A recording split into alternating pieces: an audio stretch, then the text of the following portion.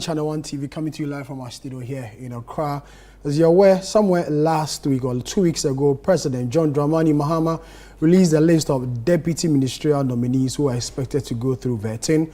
Well, today is the day. The vetting of these deputy ministers of state and one minister of state is currently underway in Parliament, where we already had the vetting of the already 42 ministers of state.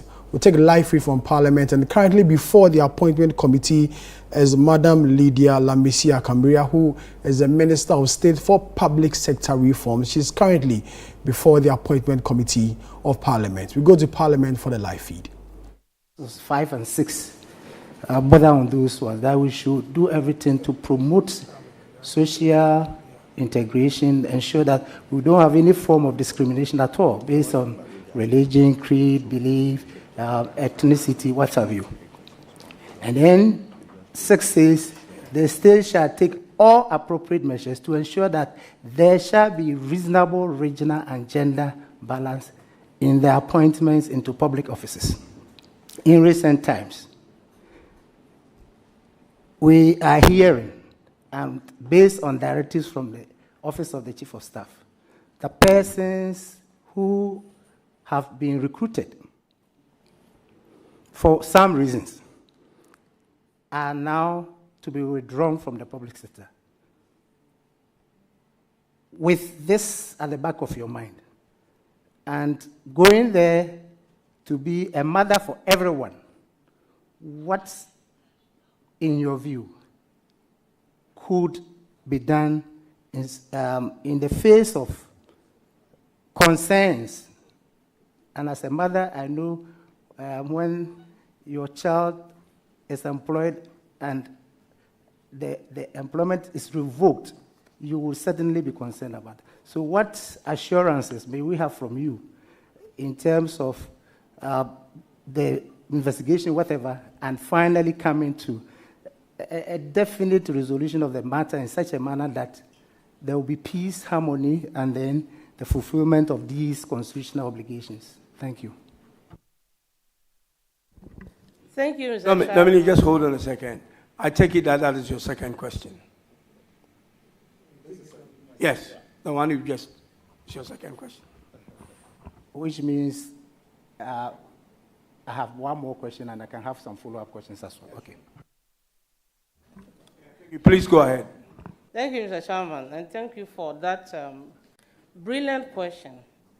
Yes, I'm a mother. Mother feels sad when her children have not eaten and they are crying. I remember when we had late Professor Mills as our president. When he came, he said, "Oh, we are all Ghanaians. He wants to be a father of all." And we had it. Nobody was sacked. But my brother, I have to be sincere with you. I was one of the people that had issues with my employment when the MPP government came to power. I was working as a senior national disaster management officer in my district. 2017, my salary was stopped. I went round as a mother who had triplets. I went round to find out why it was stopped. I couldn't get an answer. So I was with the fact that maybe with time I could get it done. But it wasn't done. I have in this file when former president sacked 13,000 Ghanaian youth who were employed into the civil services or into the public services. I am not saying that if I get to the ministry or if I'm approved, I am going to be sacking people. But I will only work on government policies and government agenda to make sure that there is transparent and accountable service in the public services. Thank you very much. Thank you. Chairman, thank you for the opportunity to ask a follow-up. Madam Nominee, would you as part of your anticipated policy reforms, will you be in charge of employment in the public sector? There is a minister in charge of the public sector.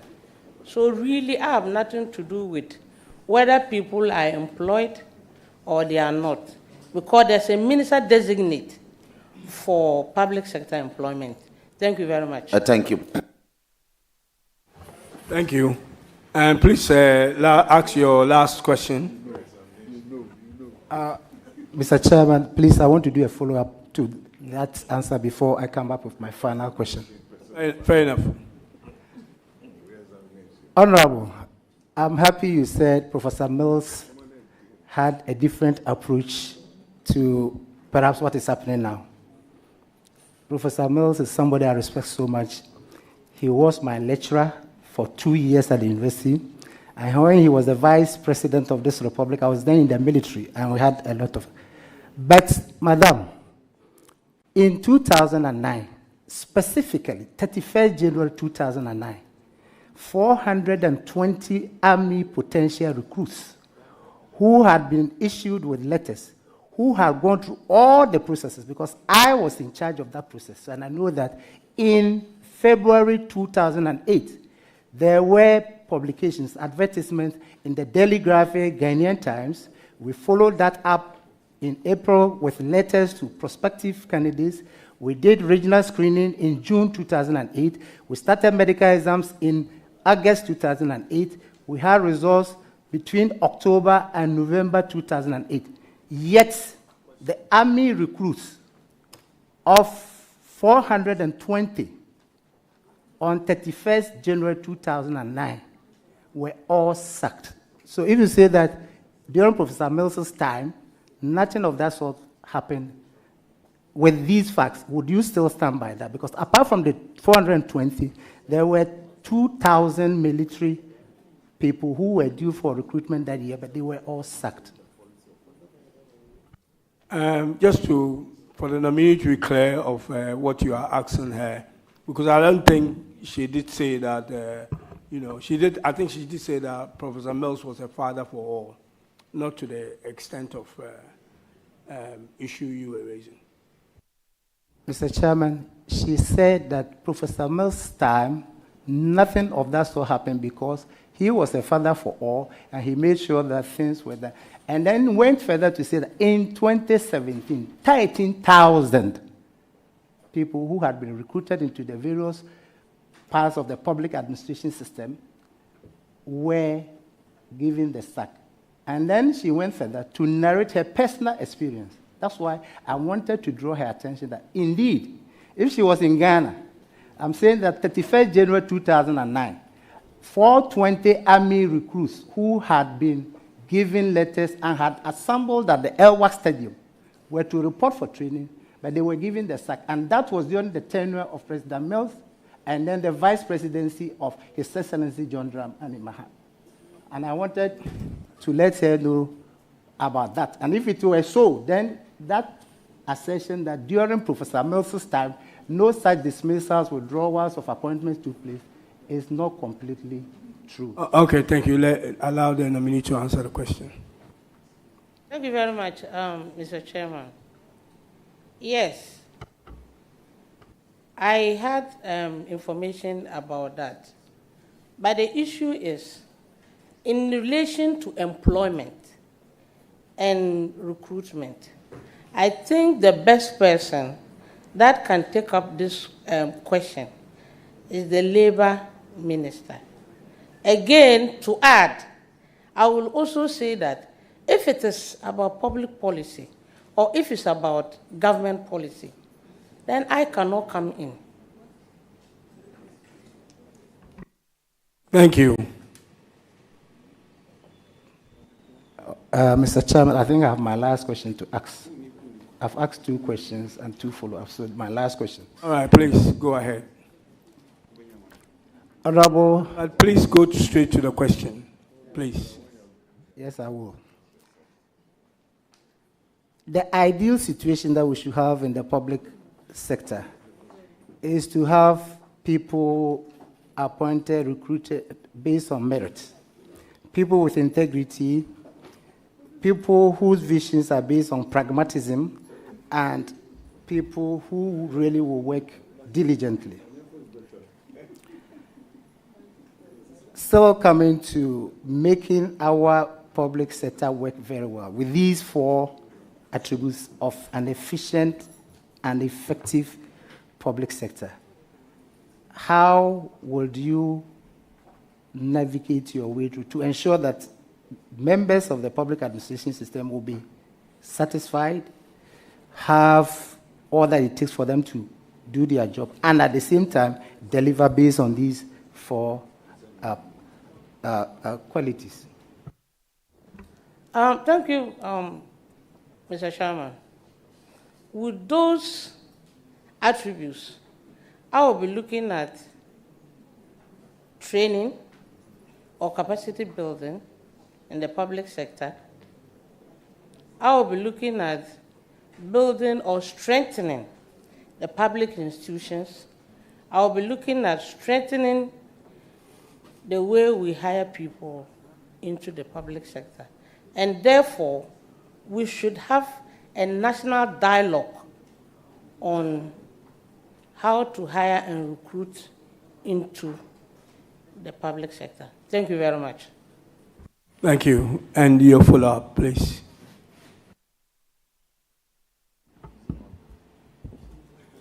My dear sister, Honorable, I said, because of Sandema and Boko, we are allies. And I want you to succeed. That's why I'm asking these questions, which really may engage your attention, because I have worked in the public system throughout the greater part of my career, and I know some of the concerns of those who work in the public system.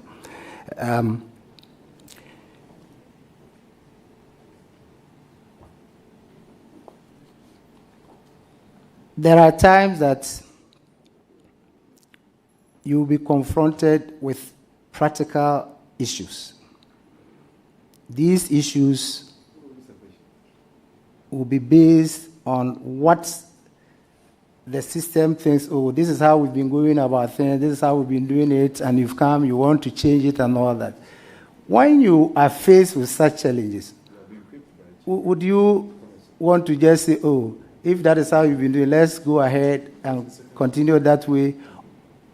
Or you try your best to think outside the box and meet the resistance, knowing very well that the resistance could also be catastrophic to you and to the system? Thank you, Mr. Chairman, for that brilliant question from my own brother. I have learned, I have been through the public sector for almost 27 years. I have learned that there are people at the public sector, we call them MBA. They do things, they believe that you should do things the way they want you to do. That is bureaucracy. And I think that there should be communication. You communicate the goals, that the reason why you want to change. You should use innovative ways to let them understand that they need to change the way they do things. And again, you should dialogue with them. I believe if you have clear communication goals, they will understand and go by your way. Thank you very much. Thank you very much. I would now like to come on my right. Honorable Saibu, you may take the floor. Mr. Chairman, let me thank you for the opportunity. And Honorable Nominee, my sister, congratulations. Thank you, my brother.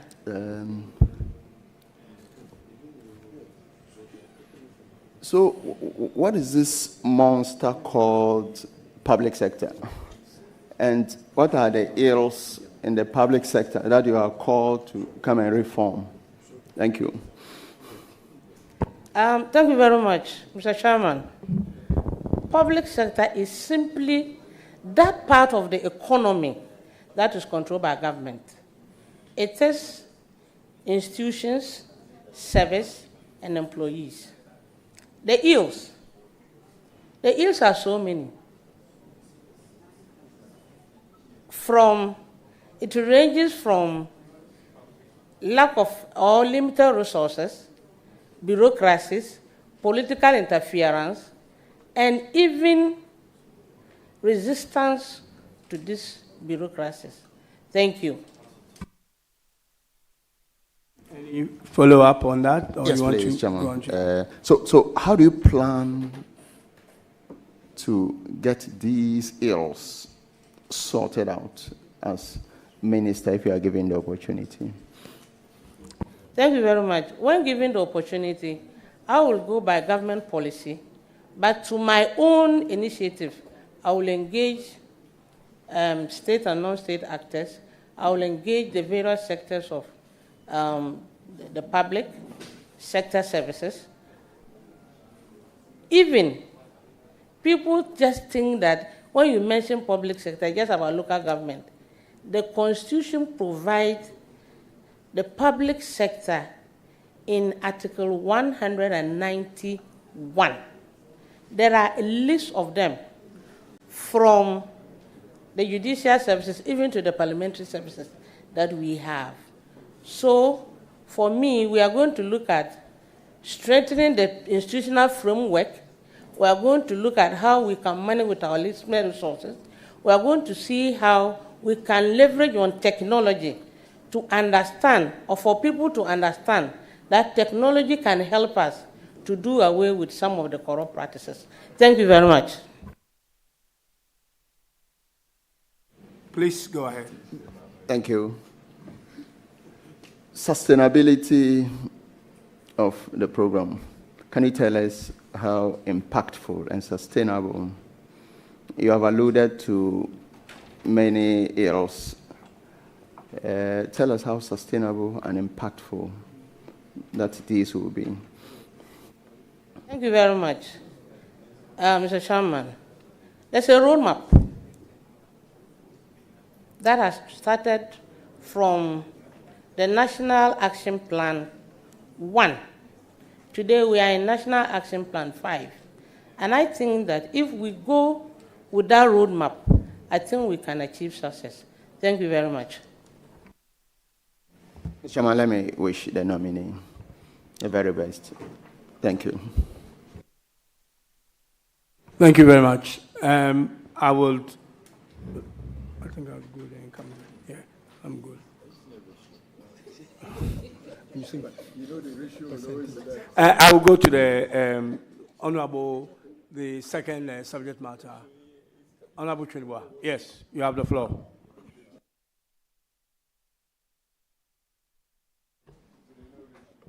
Thank you, Chairman.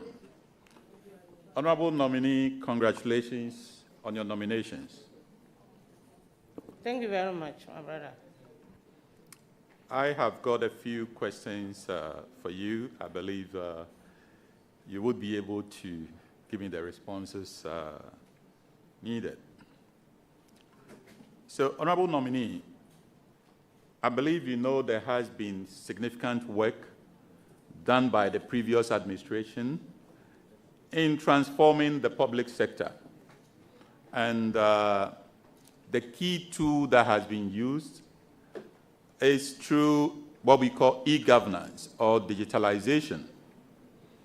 And I'm sure you are conversant with the name when we talk about digitalization.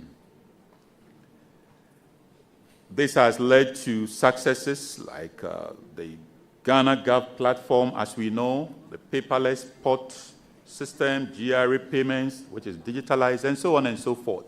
All these have been done to make sure the public sector works, and it has even gone beyond the public sector, like we have the national ID and so on and so forth. Do you believe that digitalization and e-governance is indeed the way forward to transforming the public sector? Do you believe in that? And if you do, what will be the new frontiers for you? Because a lot of work has been done already in terms of e-governance.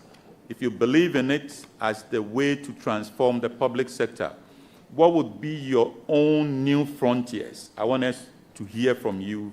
Which areas, what are you going to do in terms of e-governance, if you believe it is the way forward? Thank you. Thank you, Mr. Chairman, and thank you for that question. Yes, I do. I do believe that digitalization is the way to go. Yes, some work has been done. The gift mix system, the current payment system, but that is not enough. I am here to strengthen what has started already, to strengthen all the digital platforms that has been started already. You know that there are offices or there are some departments, for example, Shraj. They don't even have enough computers. They don't have workable computers that you can just transfer one file to the other. So it is my responsibility to continue from where you started and make the public sector efficient, modern, and robust. Thank you. Okay, Mr. Chairman, I Now, guess... your second or your follow-up? Yeah, a follow-up, a clarity, more or less. So Honorable Nominee, thank you. I just need a bit of clarity. You know, you talked about getting computers for certain departments and so on. Yeah, computers, they are basics to work with, you know, in this modern world. But I wanted to understand really, like I said, we have the Ghana Gov platform, we have the paperless port system, we have the GRA payments now, digitalized, and these are the programs. Even if you go further, I talked about national ID, mobile, whatever, operability, and all these. What would be your own new channels? What are you going to do? Computers are basics. What is on your mind? What have you planned in terms of e-governance? What is on your mind? Thank you very much, Mr. Chairman. I cannot work alone. I have to work with the communication ministry. I have to work with other government ministries and agencies so that the work will be done. Thank you. So there's going to be a collaboration between agencies, ministries, and other public service officers. Thank you. Thank you, Chairman. Yeah, that's your response. Not fully convinced if, maybe you need to think through to... Honorable, please go to your next question. Thank you. Thank you, Chairman. Thank you, Chairman. Honorable Nominee, my second question, you know there's a budget that is scheduled to be presented soon. We've heard of 11th March. I'm sure you are aware. So this budget definitely is going to allocate funds to various ministries, agencies, and what have you of the government to promote their programs for the year. Your ministry, which seeks to reform the rest of the ministries, okay, what comes to mind when you anticipate such a budget reading coming up? What sort of budget lines or budget items would you expect to be aligned to your reformist ministries? In your own view, what would you require to be able to succeed in your new reformist sector? What really do you think that should be allocated to you? I'm not talking about numbers, but in terms of focus areas, what do you expect to be allocated, to you? Thank you very much, Mr. Chairman. Sorry, Honourable Member, know that the nominee is not here to basically tell us what is to come in the budget. her responsibility this morning is to basically tell us how competent she is for the job that she's going to do. So let's not make it too technical, please. Thank you, Mr. Chairman. In fact, the question I'm asking is really innocent. It's not technical at all. What I'm saying is you are coming into a ministry, a reformist ministry, and you have a plan on your mind. I'm sure once you were called and informed that you were going to be given this ministry, then you would have a plan on your mind that I want to do A, I want to do B, I want to do C. All these plans, you would need some budgetary allocations to promote them. So that is what I'm asking you. What has been on your mind, that the areas that you want to promote? I'm not saying tell us how much you want the minister to give to you or whatever. Which areas do you think, if the minister supported you through the budget reading, would help you to promote your reformist agenda? That's all. Thank you, Mr. Chairman. This question, I believe that my brother understands that my ministry is a minister of state in charge of public sector reforms. My budget is coming from the presidency, and I trust the finance minister that he will do a good job to make sure that my ministry and the presidency has enough allocation to prosecute our programs. Thank you very much. Thank you, Chairman. So, I mean, a follow-up, I believe. So if you got to the ministry, yes, you are trusting the minister to do a good job to anticipate all your plans and give you something to run your ministry. What if, at the end of the day, all your plans, nothing really matches to what is in the budget, because you are only hoping that it's done, but you don't seem to have your own plans as to what really you would need funds to do. What if at the end of the day, nothing really is allocated to support the areas that you want to use to reform the entire government ministries? Thank you very much. I don't think that His Excellency the President John Mahama will appoint me as a Minister-Designate and will not inform the Finance Minister to make allocation that is necessary for the running of the ministry. I believe that the discussions have gone on, and therefore I trust that my office or my ministry will be given the necessary allocation to run the programs of the ministry. Thank you. Thank you very much. You have a last question, I believe. Last question, please.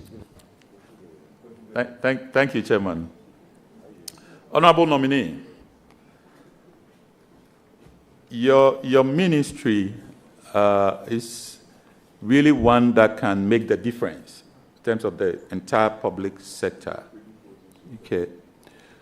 Do you believe in performance-based accountability, i.e., certain performance objectives, certain performance targets for every civil servant, and ensuring that their various ministries assess them, and at the end of the day, based on balanced scorecard, either promote or demote or reward them or otherwise?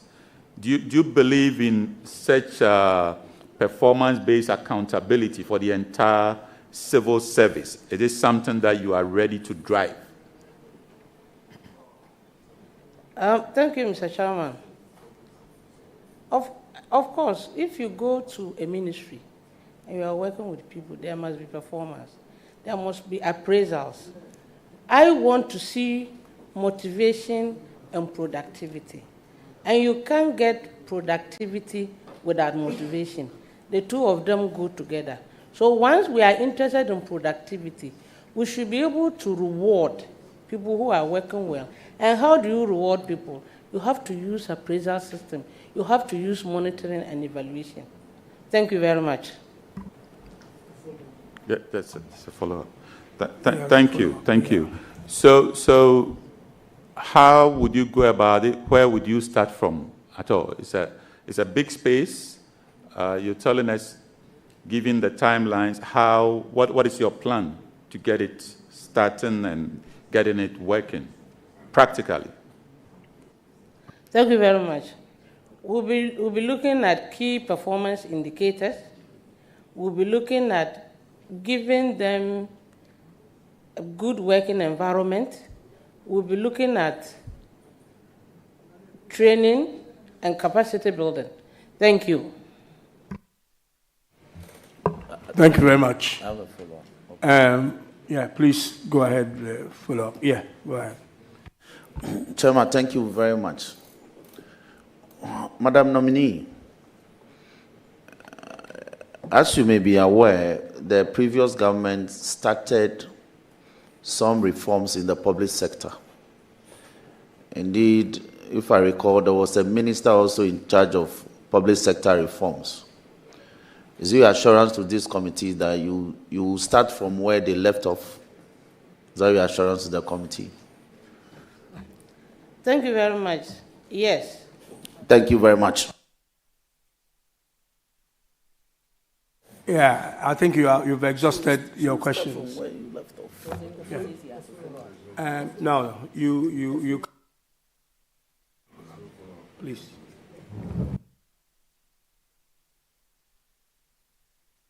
Go ahead, Honorable Adia, please. Thank you, Chairman. Congratulations, my dear sister. Thank you, big sister.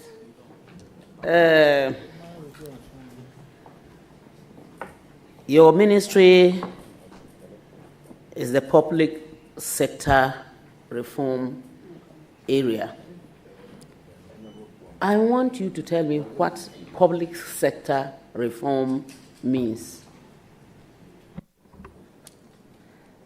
Public sector reform means interventions that will bring out efficiency, effectiveness, and responsive public sector service and public sector service delivery.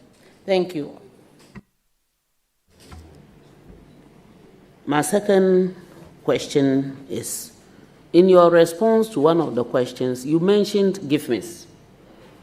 And I know very well that GIFMIS is a system that has come up to help actually in monitoring and curbing the issue of some leakages, losses, and what have you. But if you go back to our districts, you realize that at a point in time, there are some of the activities or some payments that are normally supposed to be made. And the officers there will tell you, especially budget, they will tell you that unless they get a response from Accra, they will not be able to make that payment. They have to get the input from Accra. With the reform, what will you do uniquely to ensure that people in Pusiga will not be waiting for a response from Accra before they are able to input and make payments, especially when there are very urgent matters to be dealt with? Thank you very much, my sister. Thank you, Mr. Chairman, for the opportunity. Some of those issues could be technical, it could be human. In my own way, we have to develop the infrastructure in such a way that things can be done through digitalization. And I want to work with the Communication Ministry to make sure that the digitalization agenda is continued. Thank you. Mr. Chairman, this is a follow-up. will you consider decentralization of the system to make sure that everything is done in the district? Thank you very much. That is one of the pillars of the OGP that we have, and it's already in the system. And I was asked the same question, whether I would like to continue what is already in the system and even make it more robust. And I said yes. Thank you. Mr. Chairman, my second question: what will you do deliberately to change the structures that are being used in some of the public sectors where you realize that, oh, maybe this activity should have been taken at such and such a level or by such and such a group of people, and yet where it is for now is not the best? What will you do deliberately? Thank you very much, Mr. Chairman. I think we thought of bureaucracies, and I already told this committee that bureaucracies have been there, but it is time that we do continuous engagement with the sectors involved so that we come to understand ourselves that things can be done differently using technology. It is easier to use technology and it's faster to use technology.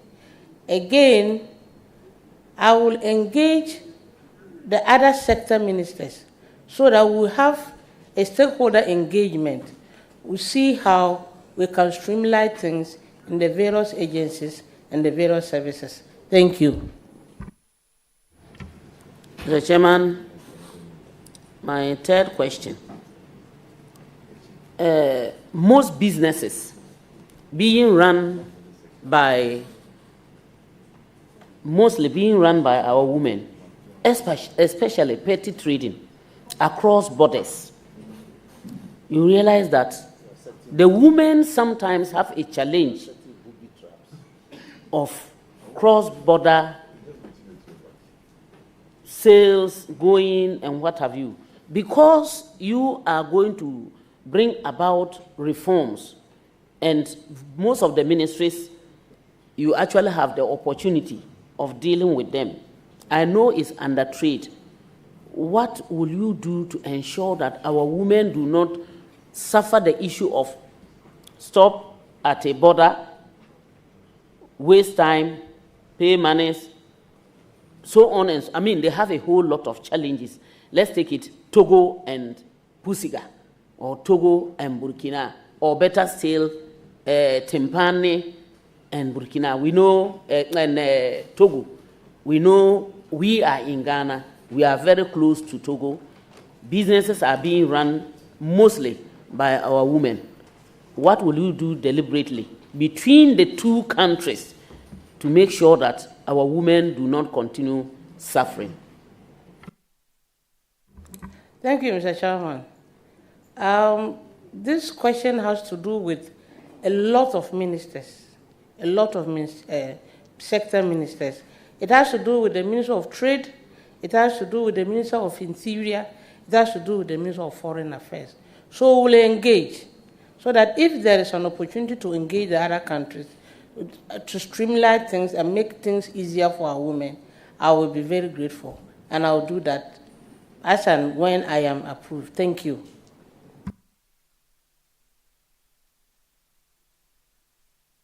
Oh, Mr. Chairman, I am done, but there's a little follow-up. My follow-up is this. You see, I am saying this because at the end of the day, most of these women, as I have mentioned, are not mostly financially sound. I know we have Maslock, maybe we have other agencies that can support in whichever way. Will you consider discussing the issues of giving support to these women to enable them run their petty businesses. Thank you, Mr. Chairman. What my sister just said is a concern to every woman in this country, that we want to help ourselves. And I believe that during the campaign, all of us, including my sister, used the fact that His Excellency John Dramani Mahama has promised to give us a women bank. So I will try as much as possible to engage the gender minister to see how we can help our fellow women to have something, to put food on the table of their children. Thank you. Thank you, Mr. Chairman. As I have any question, my mantra, you see, I won't leave it. If I leave it, it will look as if I don't love you or I don't like you. So I will say, for those who want to always hear and want to take it and put on TikTok, make me more popular, I will say congratulations and bye-bye. Thank you very much, Hajia. I will now come to my left and yield the floor to Honorable Patrick Boama. Thank you. Thank you, Chairman. Hey, Hajia. Honorable, congratulations. Thank you, my brother. A lot of key personalities in this country have been made to handle your ministry, where you are going to be. Dr. Kwesi Ndum, Usueche, Honorable Kujo from EFIA. It's a very important sector that has received a lot of funding from the World Bank. A lot. And I'm sure during your briefing, you were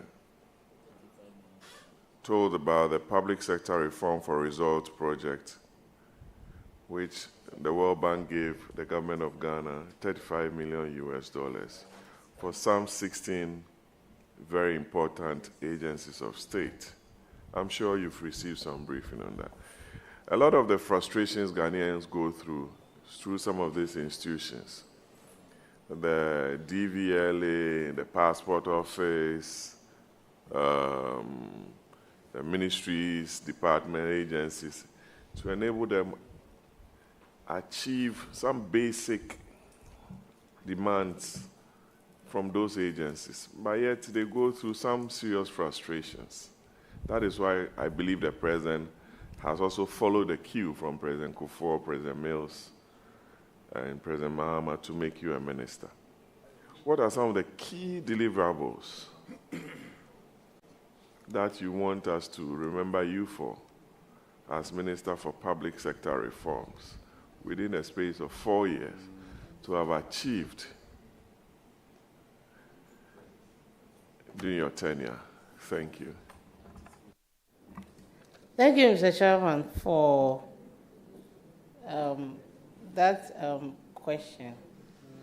I think my brother also forgot that the senior minister was taking care of the secretariat before now.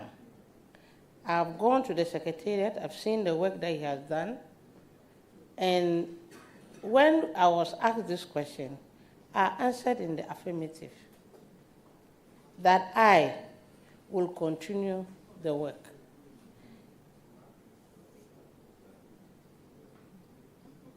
Mr. Chairman, in my own way, I will go to the ministry, if approved, to follow what has been done. I've even seen the report where some work has been done. Some, they have achieved some results, some results have not been achieved, and some has partially been achieved. So in my own way, I am going to make sure that I leverage on technology so that there will be transparency in that ministry, there will be accountability, there will be open participation of the citizens, and there will be engagement of government and the civil society. Thank you. Thank you. Let me refer you to Article 198 of the Constitution. I don't know if you have your Constitution with you. It's a very straightforward question. It says... Honorable Member, is that a follow-up or is it a new question? Oh, Lydia, this is my second question. Right. I just want to be sure. Thank you. Hi. Chairman. It says that except as otherwise provided in this Constitution or any other law not inconsistent with this Constitution, the Public Services Commission shall not be subject to the control or direction of any person or authority in the performance of its functions. I know you are going to be working with the Public Services Commission, and can you assure the country that you are going to give them the independence that they require to recruit the right persons within the public service space? Thank you. Thank you very much, Mr. Chairman. I think this question was asked before by, it was a follow-up from Honorable Dafiamapo. And I mentioned that going to that ministry is going to continue the structures that are already there to go with government policy and to make sure that the areas that need to be strengthened are strengthened. Thank you. Thank you very much. We pray so, since the Chief Whip, who is the Chief Counsel for re-examination, has been very good to you. Can we look at page 2 of your CV?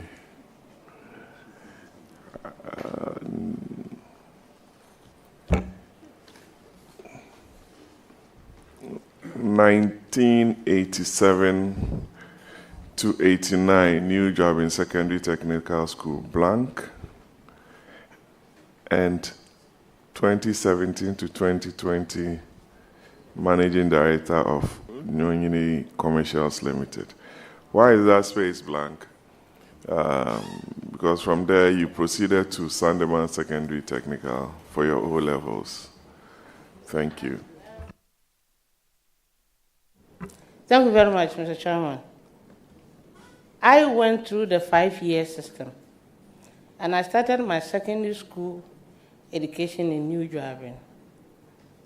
I did 2 years in New Driving, and I continued in Sandeman Secondary School. That is where I got my O-level. And then Norian Commercials. Norian Commercials is a private-owned construction company that I was given the opportunity to manage. Thank you. Thank you very much. I have known you since you came to Parliament, and I want to tell you, you're a very honest person that I've encountered, and I wish you the very best. Thank you. Thank you. Honorable Umar, please, you have the floor. Thank you, Chairman, for giving me this opportunity. Madam Nominee, congratulations. Thank you, my brother. I want to proceed on the question on change. You know, most people do not like change.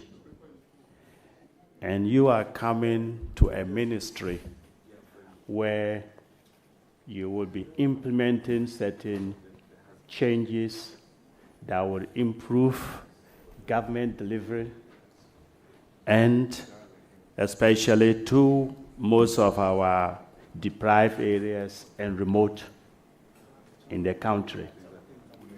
My question is, what will you do to the bureaucratic, those who don't want the changes, especially the bureaucrats within the ministries? Thank you. Thank you, Mr. Chairman. In the public services, the bureaucracy is there. It is an open secret that everybody knows that there is bureaucracy in the system. But if you want to have a change, you should engage them, because there are people who actually benefit from the bureaucratic system. They benefit from the status quo. So before you can change them, you have to orientate them as to the reason why you want to change. You have to communicate your goals clearly to them. You have to orientate them. You have to take them through capacity building so that they will understand the reason why you want to change. Thank you. I'm satisfied. My second question is, have you received any briefing by the Secretariat? And if you do, or if you did, what are the challenges that you'll be facing head-on the very day you assume office? Thank you, Mr. Chairman. The challenges are many. There's limited resources to that ministry. There's bureaucracy, corruption. There is a lot of paperwork that we need to understand why there's a lot of paperwork. And even the scarce resources that they have at the ministry, it's not enough. Apart from funding, the resources there are not enough for them to work. Thank you.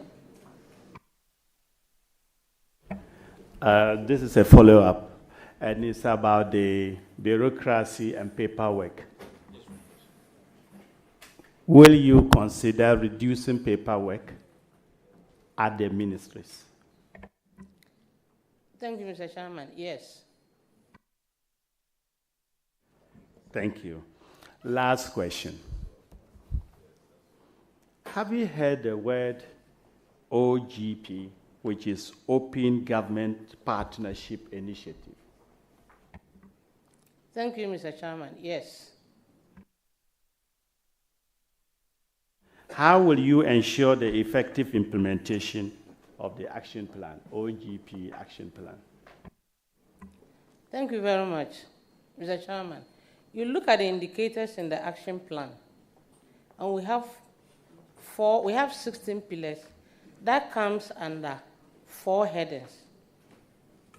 And one is transparency, one is accountability, citizen participation, and technology and innovation. Thank you. I wish you well. Thank you. I'm grateful. Thank you very much. I think I will come to Chief, Minority Chief Whip. Or you will that too?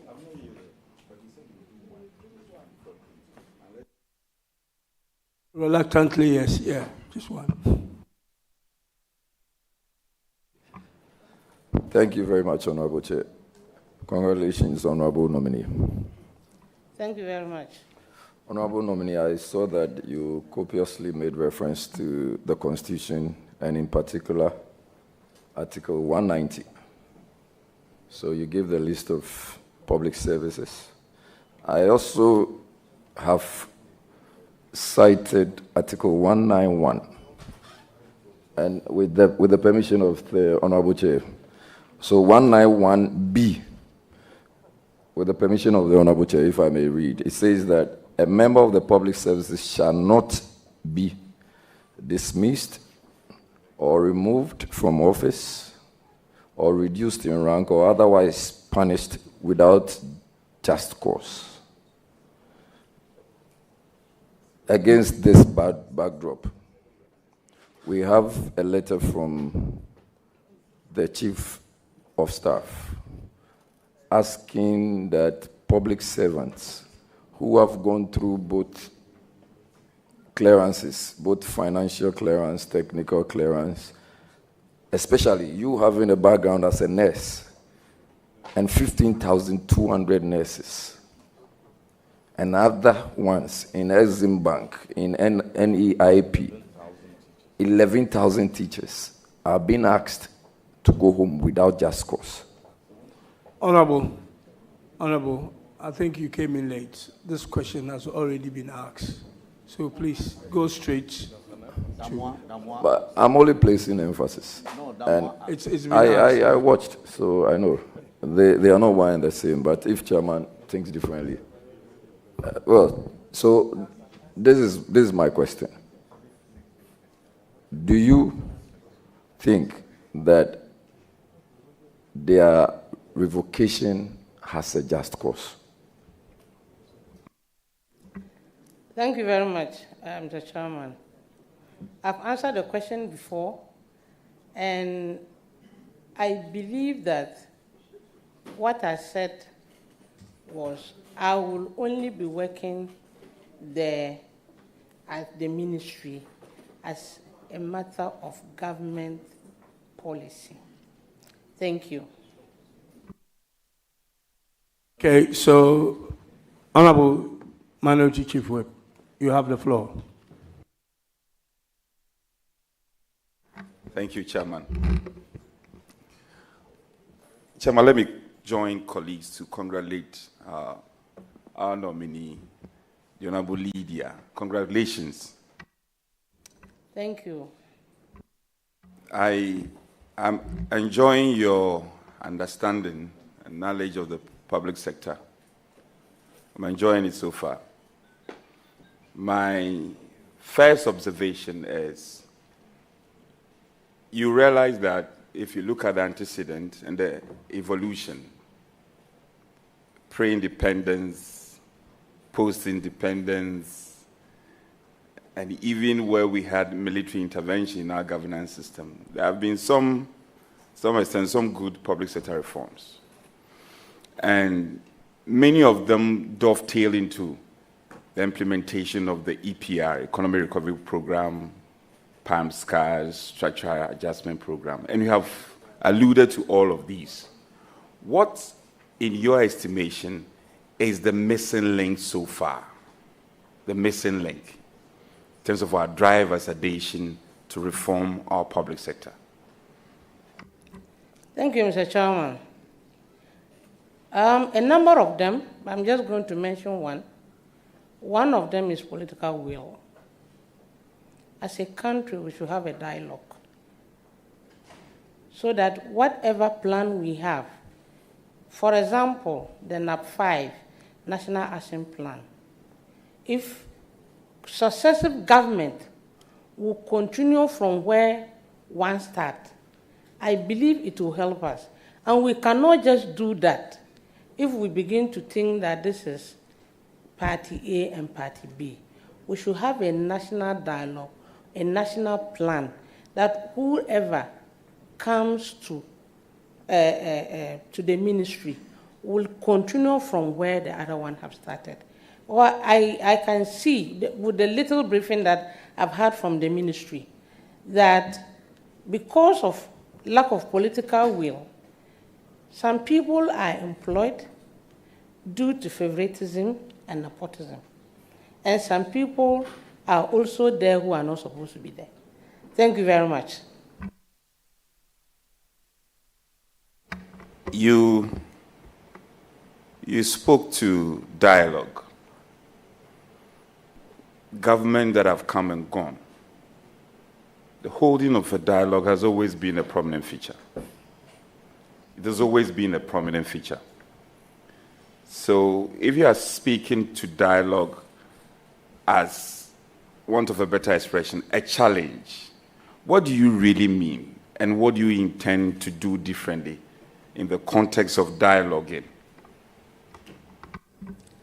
Thank you very much. In the context of dialoguing, I want to employ all sectors of all agencies of the sectors so that we can sit down and find out the missing link 2, government alone cannot do the reforms. We need the private sector to be part and parcel as a stakeholder for public sector reforms. Thank you. Honorable Nominee, you do know, as I also do, that your policy of 24-hour economy is become very popular. Indeed popular.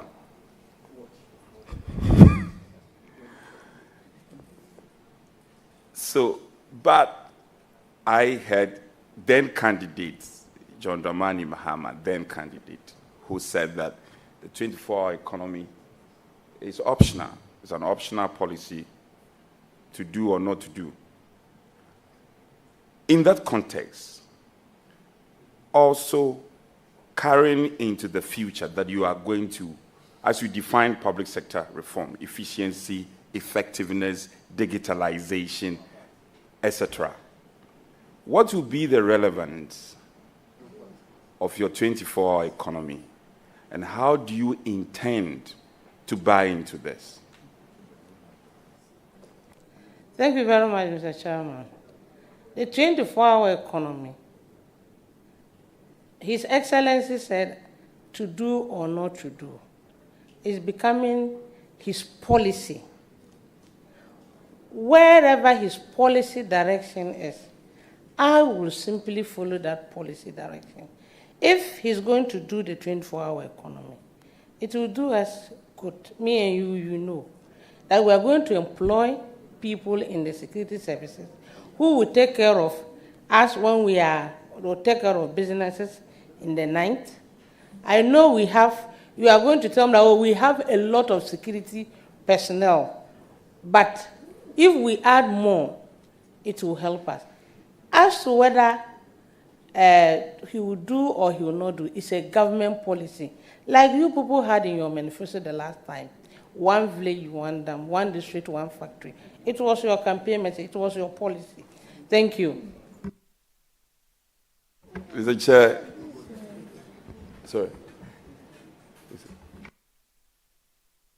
Honorable Nominee, I think we should watch some of the words.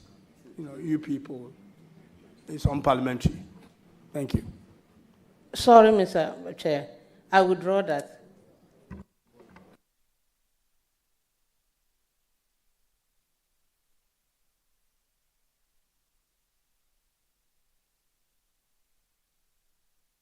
Please, Honorable, please.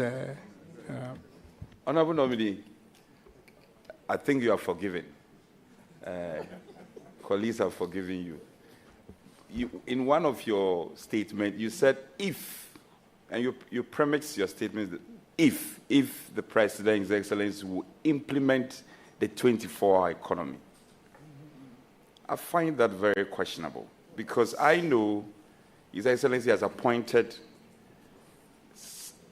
a substantive officer at the Presidency who is in charge of the 24-hour economy. So the question of if doesn't come in at all. Is it the case that you are not aware, or you are not sure the 24-hour economy will work? Which is which? Thank you very much, Mr. Chairman. In your submission, your first submission, you mentioned that the President said to do or not to do. So that if that I used was premised on to do or not to do. Thank you. She defined public sector reform earlier. You recall you defined that, do you? Do you recall you defined public sector reform? Please answer. Yes, please. And so, based on your own definition of public sector reform, are you able to apprise us, and you have received some due briefing from your ministry, some of the important interventions by the previous administration, which you had already agreed that, given the nod, you are going to ensure continuation? and sustenance. Would you be glad to run us through some of them that you find important and should be sustained going forward? Thank you very much. What I'm going to mention is captured in the National Action Plan 4 and is co-created with the National Action Plan 5. Those were the achievements in the public sector when it was being overseen by the senior minister, Honorable Osofo-Maafo. I recall during the briefing, I heard there was some activities that was done with the passport office, DVLA, BEFs and DEFs, just to mention a few. And again, in legal terms, some laws were also passed, some acts were also passed during the implementation of the NAP 4. So I think I've seen a couple of things that has been done. Thank you. Mr. Chair, I'm just rounding up on my questions. I'm rounding up. The advocacy on anti-corruption, apart from the effectiveness, efficiency in the public sector that we've all been desirous of seeing, the call on anti-corruption is important. We have OSP, we have Attorney General, yet, the fight seems quite suspect. Going into this office, what are you bringing to the table towards the march fighting corruption in our country? What specific interventions would you want to undertake for you to be remembered for? Thank you very much, Mr. Chairman. Some of the interventions I mentioned earlier is about the use of technology and innovation.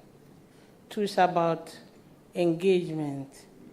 3 is about capacity building of the employees or service providers. Thank you. The success of our public sector reform interventions also depend on how we relate to the private sector. Do you agree to that? Yes.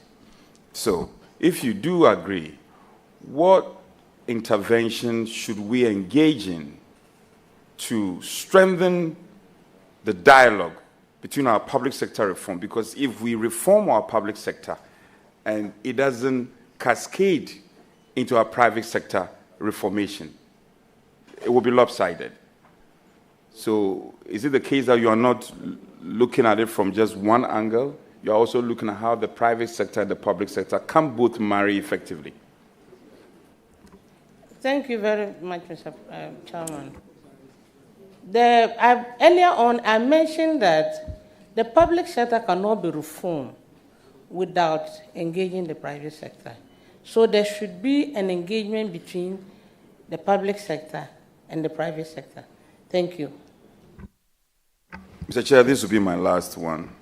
Honorable Lydia, a number of interventions have started by the previous administrations, including His Excellency John Dramani Mahama, His Excellency Atamis. They all did something. They intervened one way or the other. So, with the benefit of hindsight, in terms of policy and legislation, specific to this, policy and legislation, what will you do differently?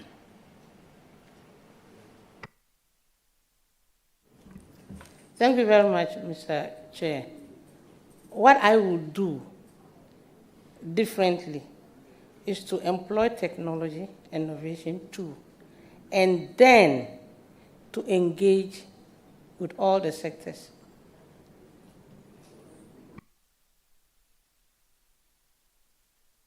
Thank you very much, Leader. I will now engage Honorable Achampon on the 217. Same. Mr. Chairman, thank you very much for coming back to me. Honorable Leader, congratulations. I have a quick intervention. You know, we live in a country where every worker or government employee is asking for better conditions of service. But nobody is talking about productivity. Do you have any plans to reorient the working class so that they will give out their best, increase productivity, so that they also get their share of the profitability that will be generated from their work? Yes.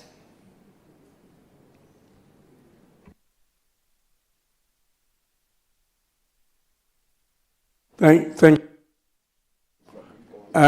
Now I will let Honorable Roxanne, and then I'll come. Yeah, you're done. Yes, he just asked a question.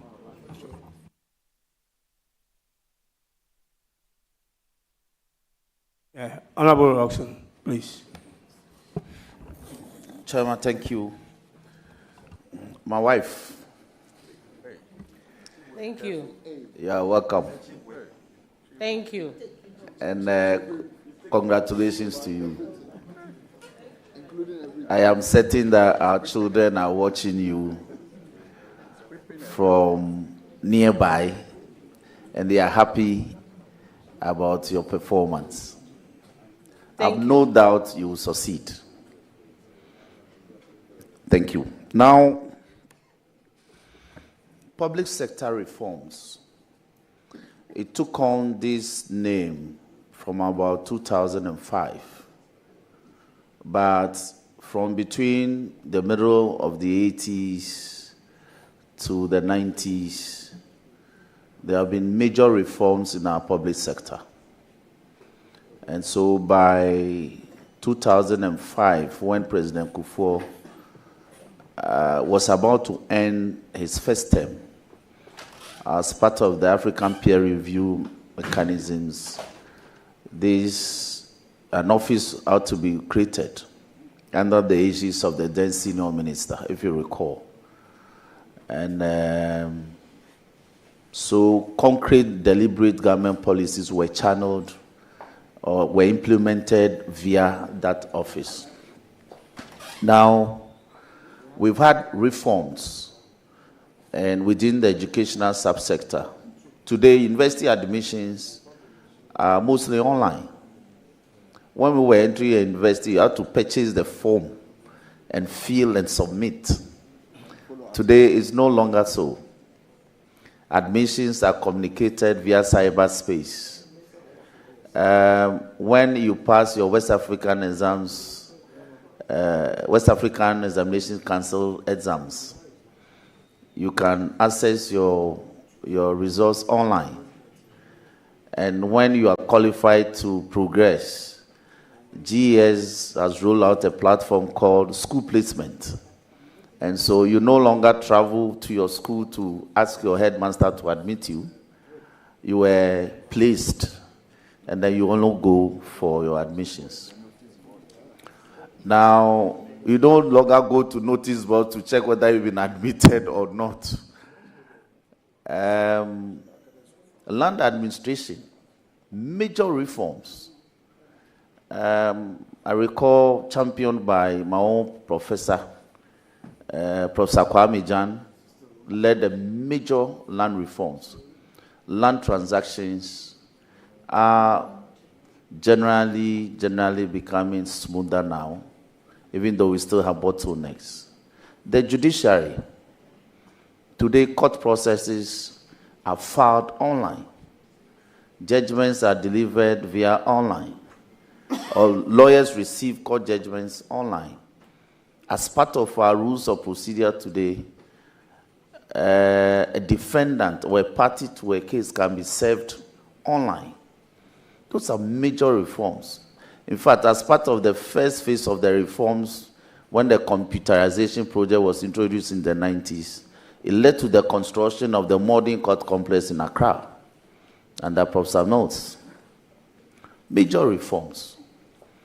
And just a couple of months ago, the immediate past government was running or had an office for public sector reforms and had a project for reforms for performance.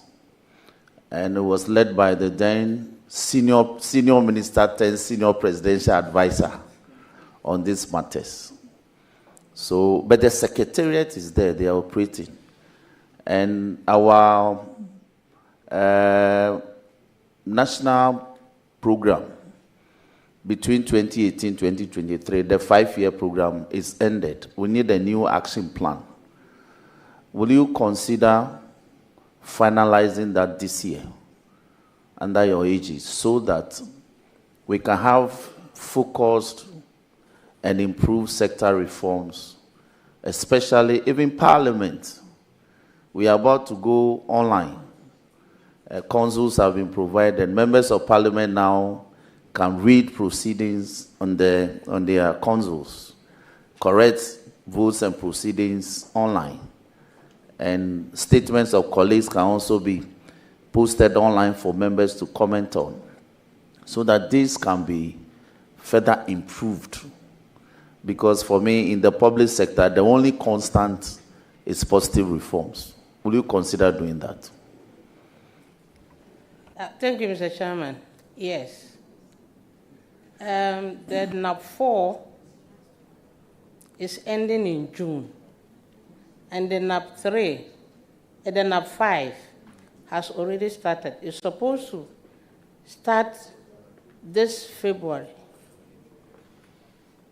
So by the end of December, or at the end of the year, we are supposed to assess the implementation of the NAP 5.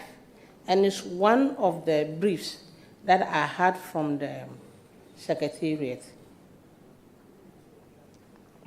Good. One other area within our public subsector that I think also will need your attention in terms of policy implementation is our BEPS and DEPS registry. I think you should consider rolling out a program where BEPS are captured contemporaneously, records of childbirth. They are captured and certificates are produced contemporaneously. You don't have to go for weeks and months before you get the certificate for the birth of your child. So should be DEPS. So that in our hinterlands, with an app, when the event occurs, it's entered, it's registered online, and a certificate online is generated. So this pension for people for amending birth certificates or date of births to cheat the system will stop. I believe if you do that, it will generate revenue, it will bring sanity, it will bring major reforms in that subsector. Because you recall, the issue of birth certificate became a subject of a Supreme Court matter for which there's an existing decision. Will you consider doing that for us? Thank you, Mr. Chairman. Yes. And if you look at it currently, you can register your health insurance online. So it can be done. Thank you. And finally, will you consider introducing some reforms in our school feeding program so that we can monitor how the implementation of that program is impacting the schools? Because as a member of the Public Accounts Committee, a lot of issues have been raised regarding the actual impact on our children in the schools. So that, for instance, where a caterer is supposed to provide meals to the DA primary school in Todome, in South Dine. A simple app should be able to tell that, yes, today, Monday, the caterer did provide meals and of a certain quality to the children. It will cut the issues of caterers being given money to provide food, and yet they don't provide the right quantities, the right quality. The app will be a monitoring mechanism for circuit supervisors to tell whether this is a social intervention program is being delivered as intended by government or not. Yeah, thank you, Mr. Chair. Yes. If we are able to provide the infrastructure that will help us to monitor the school feeding and other things, it will go a long way to bring accountability and transparency in the system. Thank you. Finally, the other area I want you to consider reforming is again within schools, but the secondary school subsector. Feeding or provision of food items to our secondary schools. It's a major focus of the Auditor General. And within the past couple of years, he's flagged in many schools, because the center may direct that, for instance, Peking Secondary School should be provided with 100 bags of rice. The supplier ends up providing 60 bags of rice. Because they need the food, they are unable to reject. They hope that the shortfall of 40 bags will come. It never comes. But if you roll out some reforms in terms of an app to monitor, to track when these food items are supplied, we can check that the correct quantities are supplied and on time, and also the quality. You must have heard recently that there were issues raised by the Auditor General regarding some expired food items provided to some schools. This reform that I'm asking you to consider implementing will also check that the quality of the food, the items, the efficacy, everything, manufactured, everything will be checked. So we can have an instantaneous way of determining if anybody will want to cheat the system. You consider reviewing that system for us, won't you? Thank you, Mr. Chair. As I said earlier, I will work with the communication minister so that we provide the infrastructure that can do that for us. Thank you. Chairman, on this note, I want to wish my wife all the best. I thank you for the opportunity. Thank you, Chief. I will now come to my left again and engage Honorable Patricia. Thank you. Thank you very much, Mr. Chairman, I hear I'm supposed to call my wife in quotes.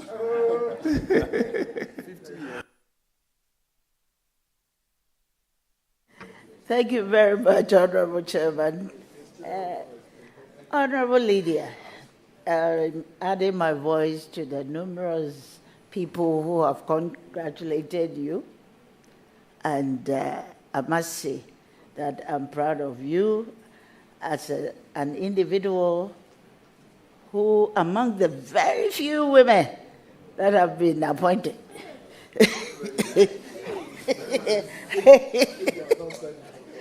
I know people are asking because, yes, and I must say that somewhere in February, sometime last week or so,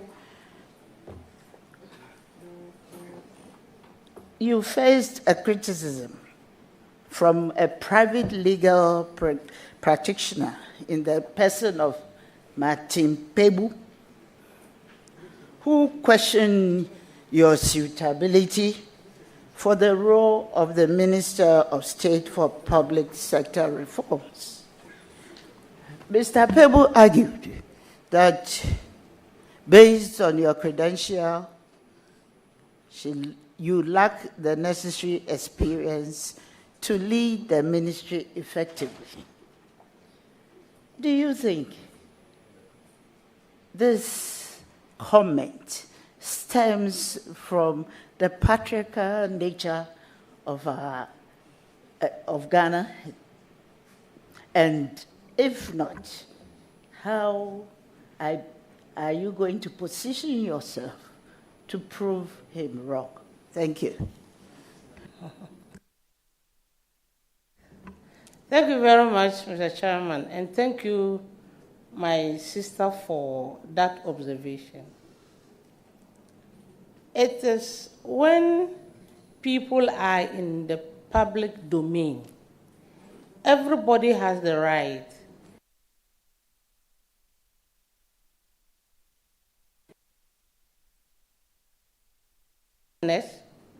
rose to the rank of a senior nursing officer. I have been in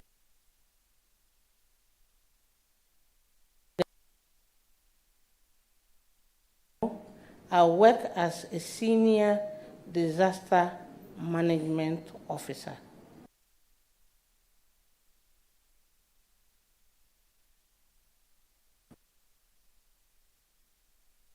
Provide leadership so that the structures at the ministry will work. The president has interacted with me. He knows my capabilities, and I don't think he has made a mistake by appointing me as a public sector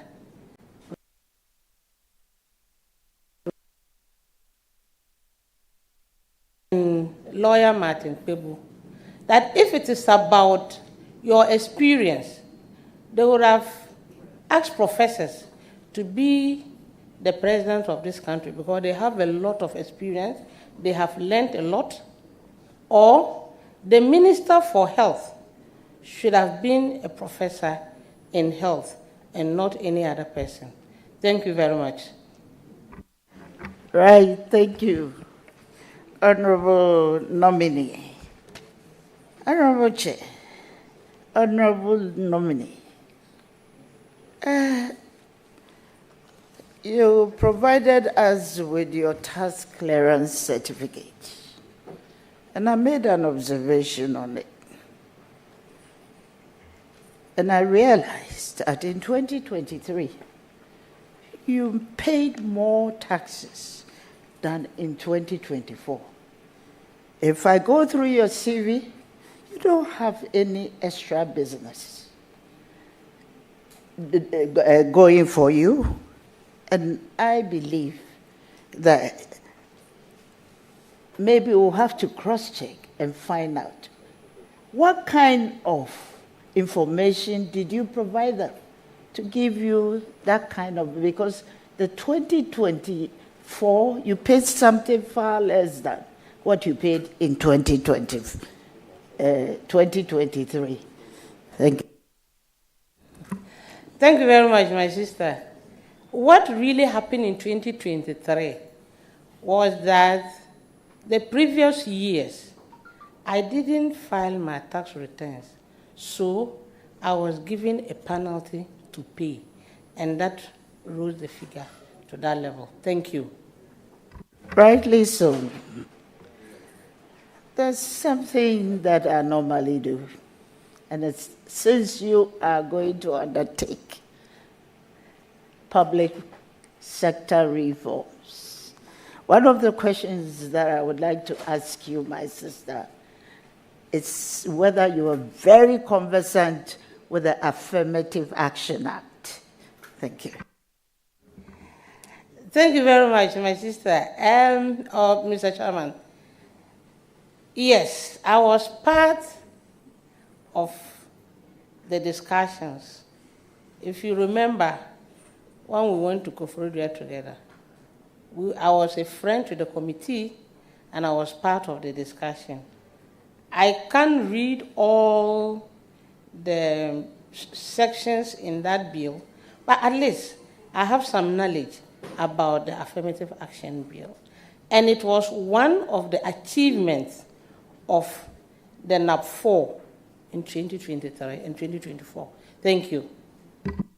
Right, thank you very much. Then to follow up, may I know what you're going to do? Because you are very much aware that women's participation in politics and leadership still remains very low. So what initiatives will you push to encourage more women to take up those leadership roles? Thank you. Thank you, Mr. Chairman. And thank you, my sweet sister. I myself am a role model. If I give you my story, you would like to be like me. So I'm going to mentor young ladies in that ministry to become what they themselves aspire to be, and to encourage them. In the old English language, they will say the sky is the limit. But to me, there is something beyond the sky that you can go. And I will tell them so. Thank you. Thank you very much. Are you aware that under clause 15, there's a specific activity that your sector will have to undertake to ensure the gender equity or inequality, finally, and therefore, and then also make reference to the third schedule. So, my honorable nominee, I would like to find out from you, what exactly will you be doing? Because there's a specific responsibility for you to undertake that action. Thank you. Thank you, Mr. Chair. As I mentioned earlier, I've not been able to go through, and I cannot remember everything that is in that act. But as you have brought to my attention, I will go and read and practice it and make sure that whatever has been provided there is achieved for the interest of women and for the interest of gender. Thank you. That's exactly what I wanted to achieve. If it's happening on your blind side, I want to bring you to speed on that. And one aspect that we are also trying as much as possible to ensure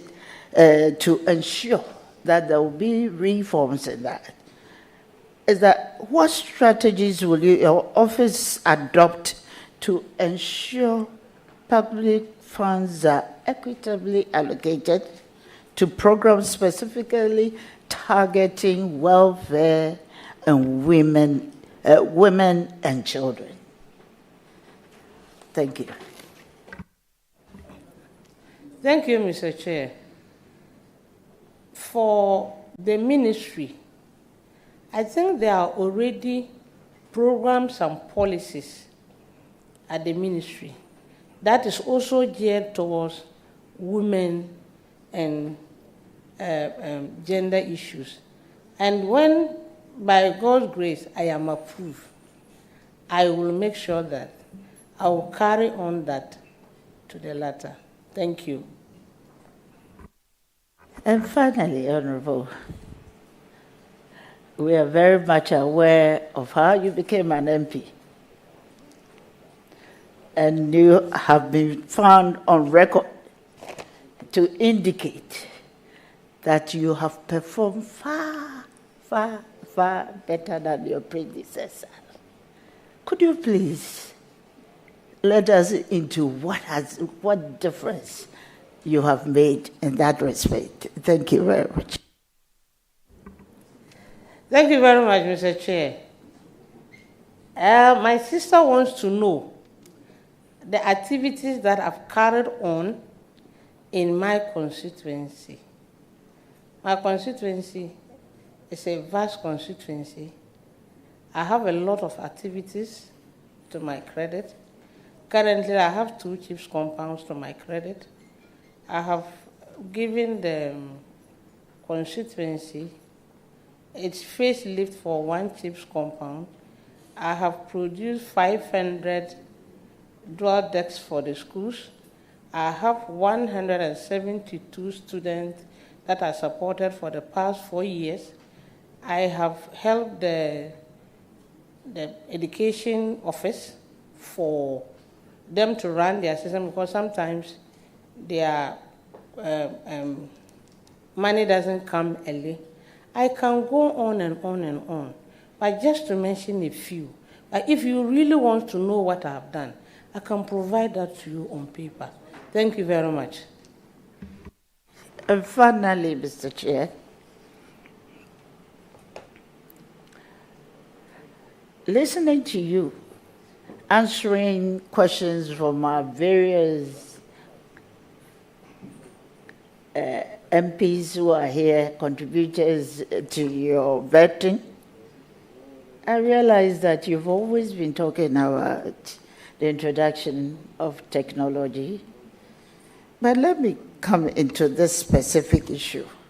You've come under a very good exposure from our chief whip in the person of Honorable Dafiamakbo. Honorable, the Akufo-Addo government started the digitalization agenda.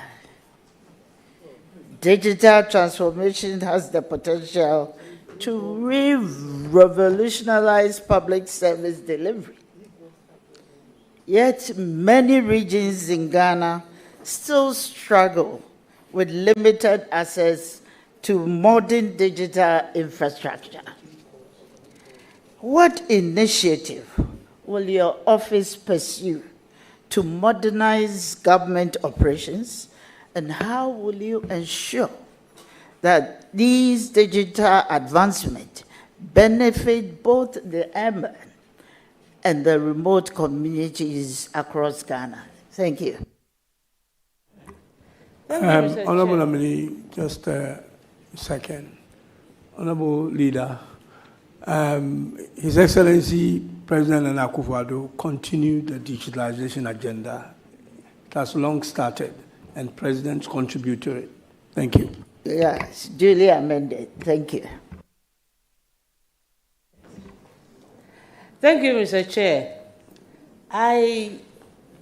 During one of my answers, I mentioned that digitalization is a key driver to our public sector. But I cannot just say that I'm going to leverage on digitalization alone. It is from the Ministry of Communication that will provide the needed infrastructure, that will provide the needed communication gadgets that we can leverage on to be able to bring reforms into the public sector. Thank you. I wish you all the best, my sister. I'm grateful, my sister. Thank you very much. I will now invite the Honorable Minority Leader, and then after I will wrap it up. Thank you.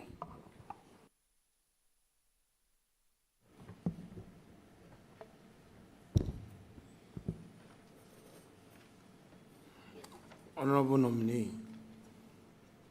on your CV, your last date of employment as a nurse was in 1998. Do you maintain that?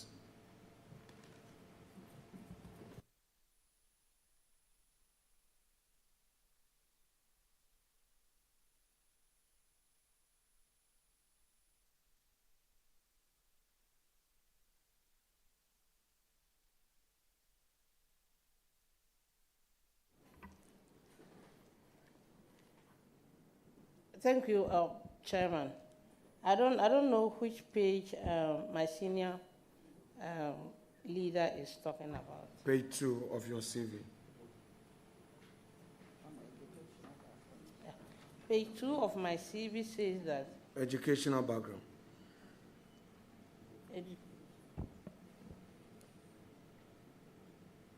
educational background, my last, The other institutions that you have.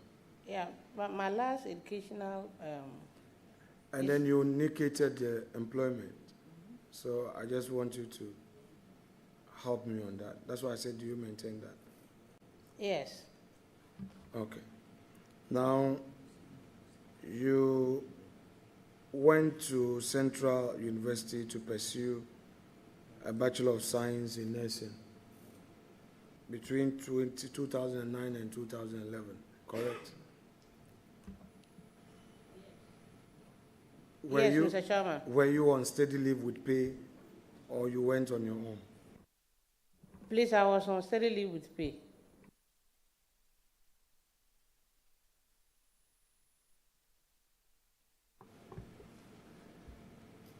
Now go back to work experience.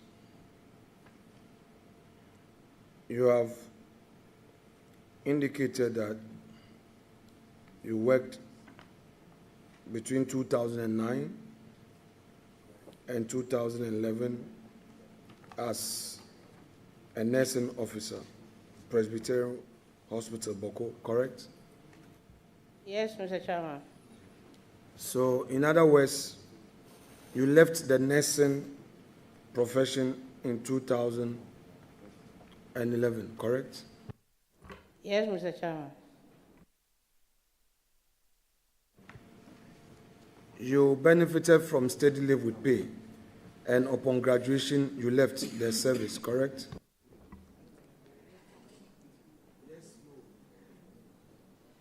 Yes, Mr. Chairman.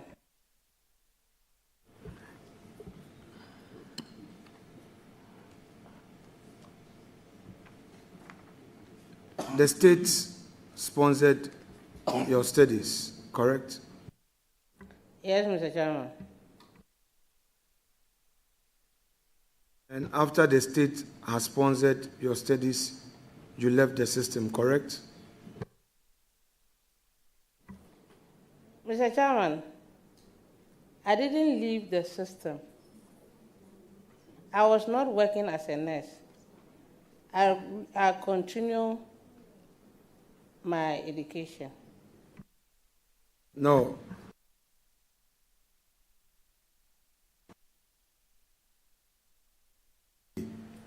So take it easy with me and appreciate what I'm saying. On your CV, work experience. In fact, you have signed on that page to authenticate the records, correct? Yeah, I need you to answer for Hansan. Yes, please. Yes. You benefited from steady leave with pay between 2009 to 2011, correct? What Bachelor really, of Science in Nursing. Nursing. Yes.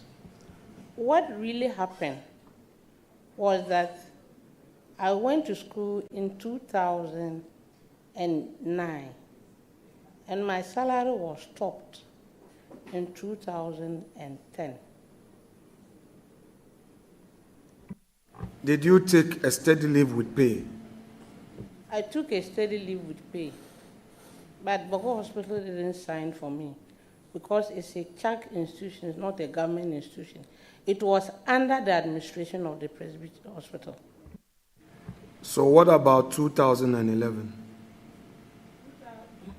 2011, I sponsored myself in the school. Thank you. So you left the system soon thereafter? Yes, please. After graduation? So how many years did you practice as a nurse?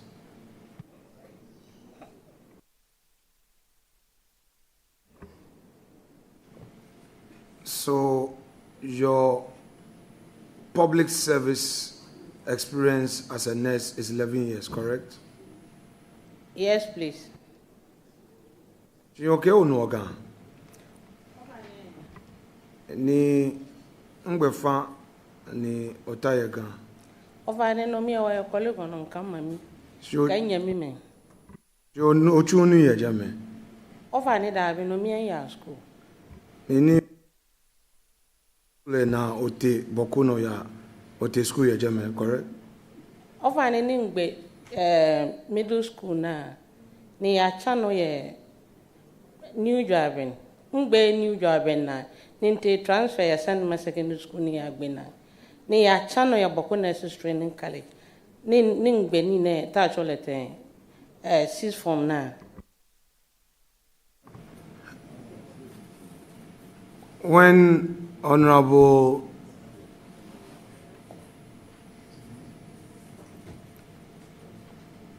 Patricia PJ was asking you a question, she conditioned her question. You did not condition your answer. I want to give you an opportunity to clarify. To help you, she said you had publicly stated somewhere that you have done far better than your predecessor. And the predecessor we know is your late husband.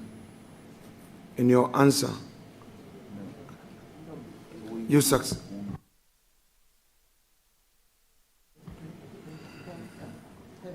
Thank you, Mr. Chair. I'm not done.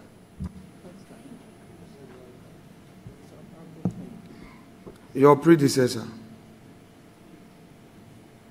in this context, as I want to understand, is your late husband. Would you want to clarify who the predecessor you are referring to? Thank you, Mr. Chairman. My predecessor is not my late husband. My predecessor is the former Deputy Minister of PTAG, Justice you and mean? Attorney General. Yes. Okay. Honorable Kinka. Okay, that's all right. He did one term. And Yes, please. your my dear did how many terms? He also did one term. So your issue of having done far better is only limited to Pengpa, not your husband, correct? Yes, please. Do I take it that it was a political statement? It was a political statement. You didn't really mean it. It's yes and no.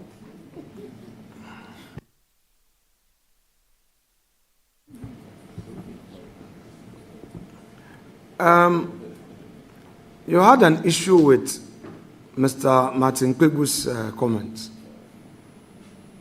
No, please. No, you did, because you said if it were to be so, then we should be having professors to man our ministries, and the health minister should have been a professor.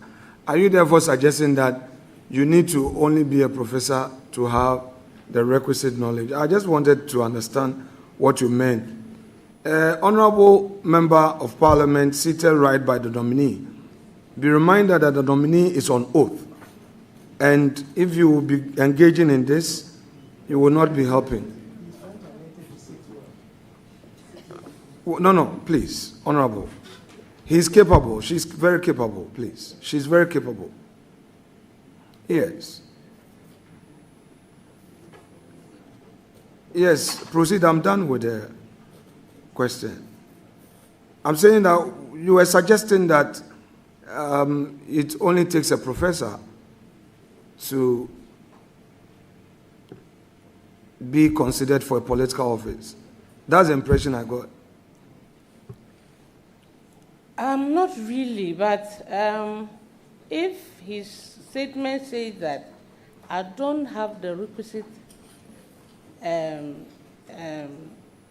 experience, I believe that he meant somebody who has the experience, a professor who has the experience in public sector reforms.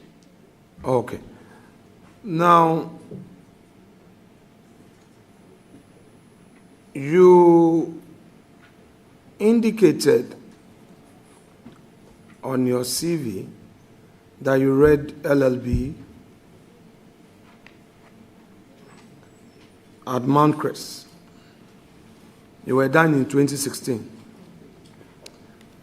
Why didn't you do the bar? Thank you very much.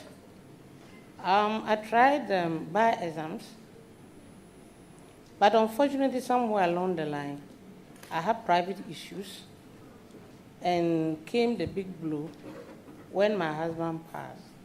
So I didn't have that requisite mind to study and go and write the exams. But I'll still go back and write the exams. Thank you. All right. Try and pursue the bar exam.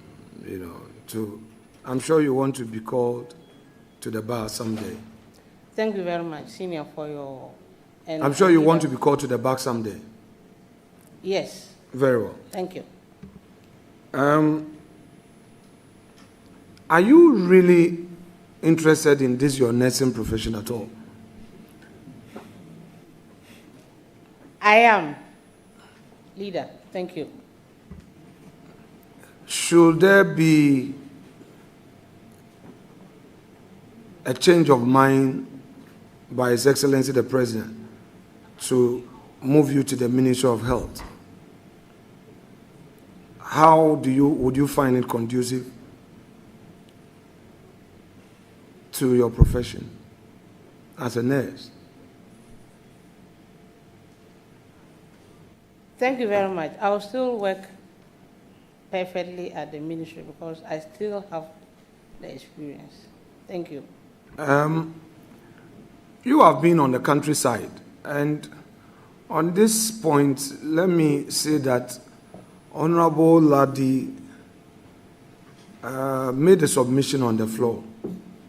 I sat there and I was very touched when she spoke with passion about healthcare professionals in our rural communities and how our people are suffering.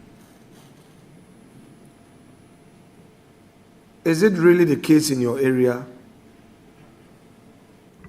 Yes, please. So would you encourage more recruitment of nurses in our deprived communities? Yes, please. Would you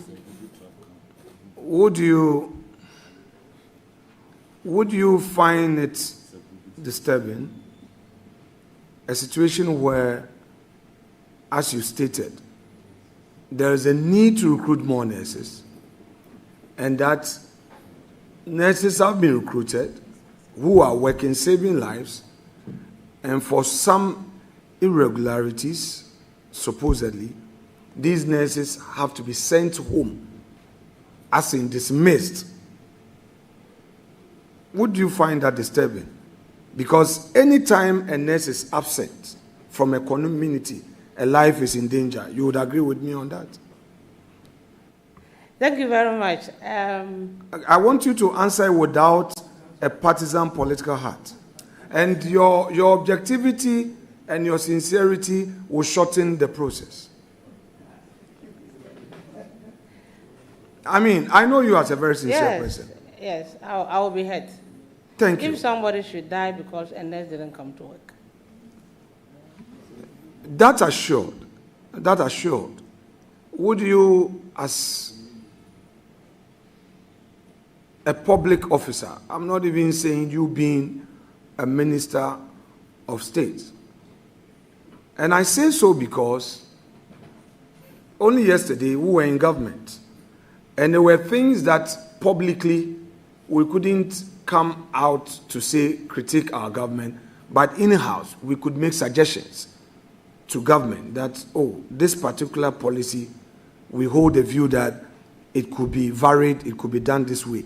Considering your peculiar challenge in your own constituency and elsewhere that you know, would you engage government to have a second look at this directive to terminate the appointment of nurses who were recruited after the elections? Thank you very much, Mr. Chair. I think, respectfully, my senior colleague and leader, I've answered these questions sincerely, that it is about engagement, it's about understanding the issues, it's about we having a collective agreement as to how we recruit people into our services. That would help us. Thank you very much.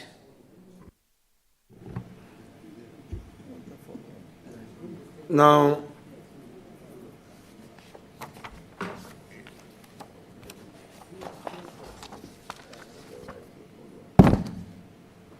we obtained some information as part of our background check.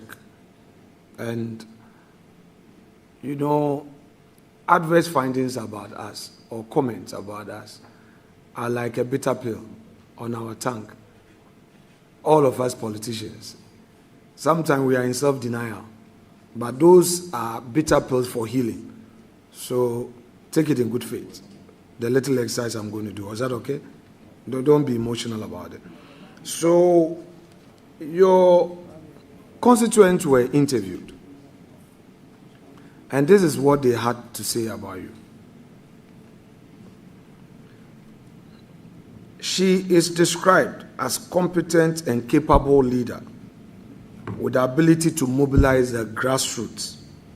However, some of her constituents perceived her as indecisive, making her susceptible to external influences. This is a perception, but we are also in a perception-driven enterprise. Having heard this, and having regard to the fact that you are going to lead a public sector reform, what assurances do you have for those who perceive you as indecisive? Thank you very much, Mr. Chair. I believe that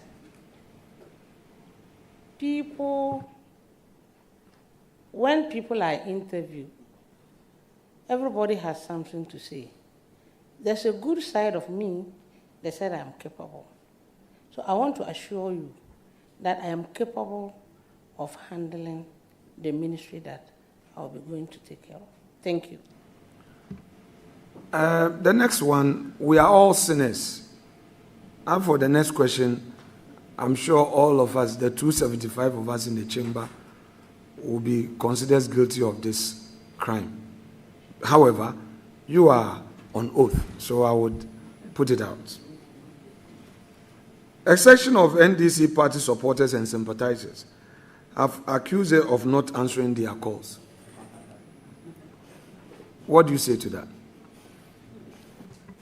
Thank you, Mr. Chairman. My leader has already answered the question for me. He said we are all sinners. And I pray that those people that I didn't answer their calls will forgive me. Thank you. But what assurances have you for them? And I what want to remedial assure them measures? that I will work on it and I will now answer their call. Now, can honorable nominee, let me suggest to you what I have done. Maybe it will help. Sincerely speaking, it is practically difficult to answer all calls. However, we, this generation, have the benefit of this social media. So I have employed some gentlemen who are managing that communication and are getting swift responses, from the office and getting the problems resolved. At least not 100%, but at least they are always responding to the phone call and relaying and responding. So I think you can adopt it with the necessary modification to suit your peculiar situation in your area. So try it. It's worked for me because it can be very overwhelming, so that's about it. However, they conclude by saying that you are known to be calm, a good listener, polite, respectful, and you relate well with people, especially your chiefs. So I would want you to take that, as a compliment and take advantage of those virtues to do your work. Now, there is also an issue that I need to bring to your attention. One of your own referees, you have provided referees, and one of your referees describes you as humble, respectful, but states strongly that you ought to be assertive in your dealings. Your own referees, one of them. It says that you are humble, respectful, but you ought to be assertive in your dealings. What do you say to that? Thank you very much for all the narration and the compliments. Those who reveal who I am, I'm grateful. Once somebody says something about you, the person wants you to work on it. I will do everything diligently in my power to work on all those, my flaws. Thank you. Honorable Nominee,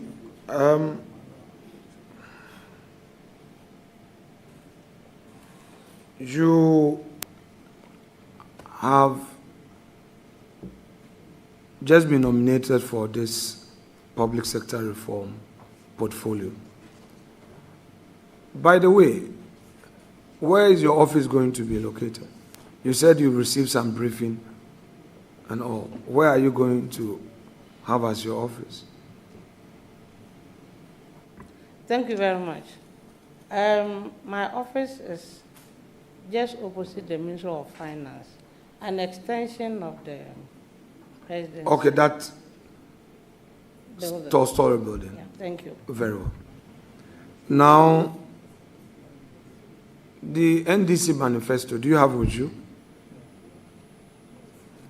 No, please. Should I give you an opportunity to have it, take it? Can we excuse you to bring the manifesto to the table? Because we have some very important questions to ask about the blueprint that brought you to power. Chairman, yes, may we grant nominee leave to have with her the manifesto of her party? Granted. Thank you.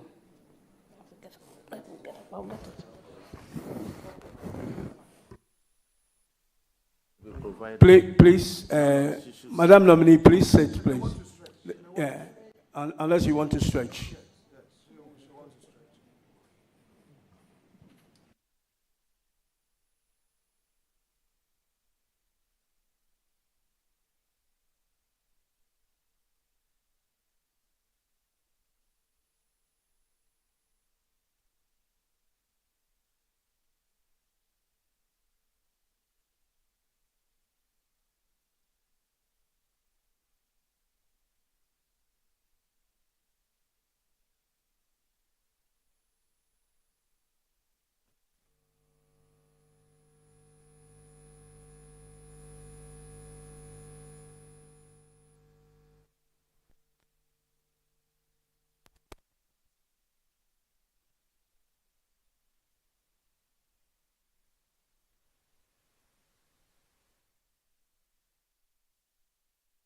Channel 1 TV, live pictures from Parliament, appointment committee sitting to vet some deputy ministers and a Minister of State appointed or nominated by President John Dramani Mahama. Remember, somewhere 2 weeks ago, the official statement was released by the President and signed by the spokesperson of the President and Minister of State for Government Communication, Phyllis Kwachu-Fosu, announcing a new list of deputy ministers and a Minister of State. Right before the committee is the Minister of State in charge of public sector reform, the nominee for that particular ministry, going to be a Minister of State. She's the Member of Parliament for the Timpani constituency in the Upper East region. We're talking about Madam Lydia Lamisi Akanbarbi, who is going to be the Minister of State for Public Sector Reform. I've been joined in the studio by Bernard Kokuavle, who I've been doing this with since we started this whole vetting. Ben, good to see you again. Thank you, Sammy. You've been listening to Madam Lydia run us through what she intends to do at this particular. It's not a ministry. So it's with this new portfolio. Yeah, it's a portfolio. Yes. Minister of State at the Presidency for Public Sector Reform. Okay. Yeah. So before this administration came, it was a sector which was run by Joseph Kujo. Joseph Kujo. Yes. Yeah. I don't know why all governments have that ministry, because I don't know what they do, honestly. Public sector reform, unless they just need somebody to supervise the initiatives of donors in sector reform. Yeah. I'm not even sure the government itself is committed to public sector reform generally. Some names have been headed that ministry. Indum at some point. Alassane Azong has headed it before. We've had, even if you want to stretch it, the senior minister. But it's never really done anything transformative. You could tell a lot of the questions asked, people were not very sure what the ministry was going to do or what the minister was going to do. And a lot of things she said was based on what she understands about public sector reform. This is not somebody with a track record of reform. Yeah. So I feel this ministry is more one of the ministries put in place to satisfy regional balance and also to coordinate some of the... Well, in the last administration, Joseph Kujo's job was also to coordinate the state's interest organizations. That's what I'm saying. The SIGA. So what was the main achievement of that sector of that ministry? You know, I feel like, and the questions itself, I don't think it's been a very inspiring vetting, honestly. Some of the questions have been, what will you do when you get there? The minister, I don't think she has any power to do much. Okay, so we just hope that, as you rightly said, maybe coordinating SIGA's activities, giving SIGA some ministerial backing, because Professor White is heading SIGA, and SIGA has become quite high profile. And we need to, I think the previous government did some good job with branding SIGA, because SIGA became quite prominent in our public discourse under the Akufo-Addo government.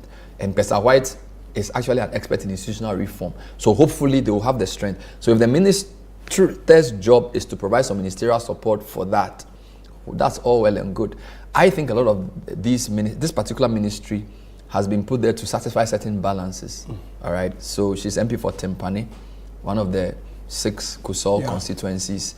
There's no minister from there. Ayerga is the majority leader. The only other minister is the Attorney General, and the deputy is the Busa MP. So I feel a lot of that is happening. And President Trump has admitted that some of the appointees, he has to balance many things. So, look, we wait to be pleasantly surprised. Her background does not show that she has any real depth in public sector reform. Because she's a professional nurse, has served as a nurse all these years. You know, so we don't know. We'll see. If this was even a sector ministry where there was direct relationship with her previous work, we would have known, but it didn't also come across like that. And I feel like a lot of the questions are basically to try and help her have a proper appreciation of the job, because some of the questions were not even clear about what their real role was. So I think a lot of us are waiting for the Deputy Finance Minister's vetting. That's a very consequential role. And this MP was a surprise pick. So I think after this short break, we'll try and go back there to see, because I feel like that is a very important vetting. There's a lot of work. There's a lot of work on the finance minister, so we hope we get that vetting happening soon. All right, Ben. We'll do that when the appointment committee comes to, the vetting of the deputy. But now, Madam Lydia is back to the committee, and committee members are questioning her. Record.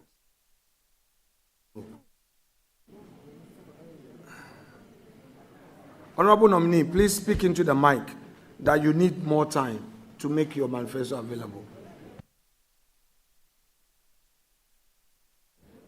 Please wait, the manifesto is coming. Please, do you have the manifesto nearby? Oh, okay. Yes, so please. You have the manifesto. Now, this document that has been handed over to you, is this your first time of seeing it? The one that has just been brought to you? No, please. So take us to the provision in this document that deals with public sector reforms.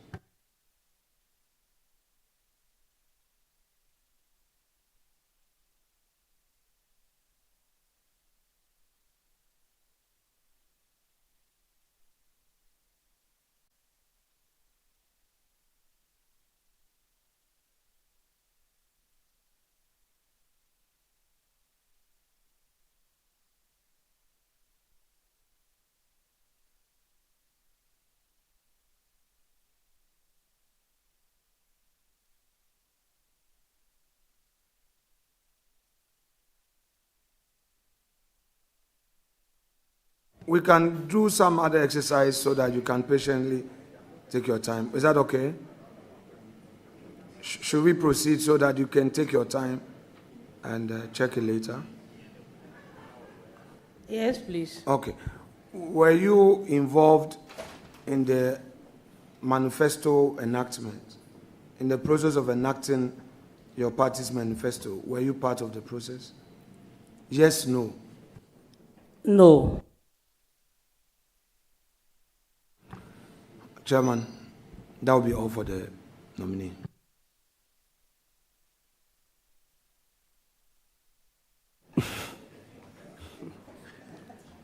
Thank you very much. Honorable nominee, congratulations. Thank you, Mr. Chairman. I know that we hold the manifesto dear to our heart, but it's not a driving license that you have to carry around. So if you don't have it, it's okay, but if you have it, it's fine. Mr. Chairman, respectfully, I left it in my office. That's great. I want to follow up on a question leader asked you about if you should lose your work. I remember I'm sure you remember the question. In the circumstance he described, will you be sad? And you said yes. Now, let me ask you the same question in another way.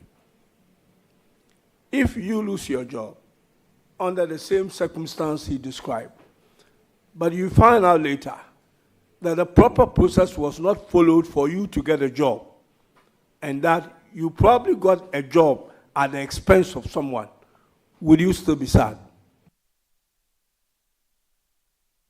Thank you, Mr. Chairman. I mentioned earlier that we had issues at the public services because of political interference and political influences. We have favoritism. We have people that we've employed that are not supposed to be employed. So if, for instance, I was employed in a way that I'm not supposed to, I will not be sad, because that amounts to corruption, and that amounts to inaccountability. Thank you. Thank you very much. At this juncture,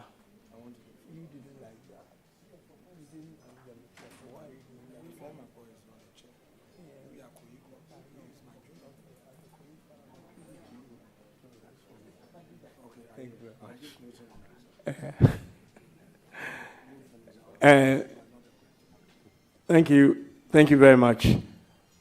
At this juncture, I think that we have exhausted all the questions, on the floor this morning.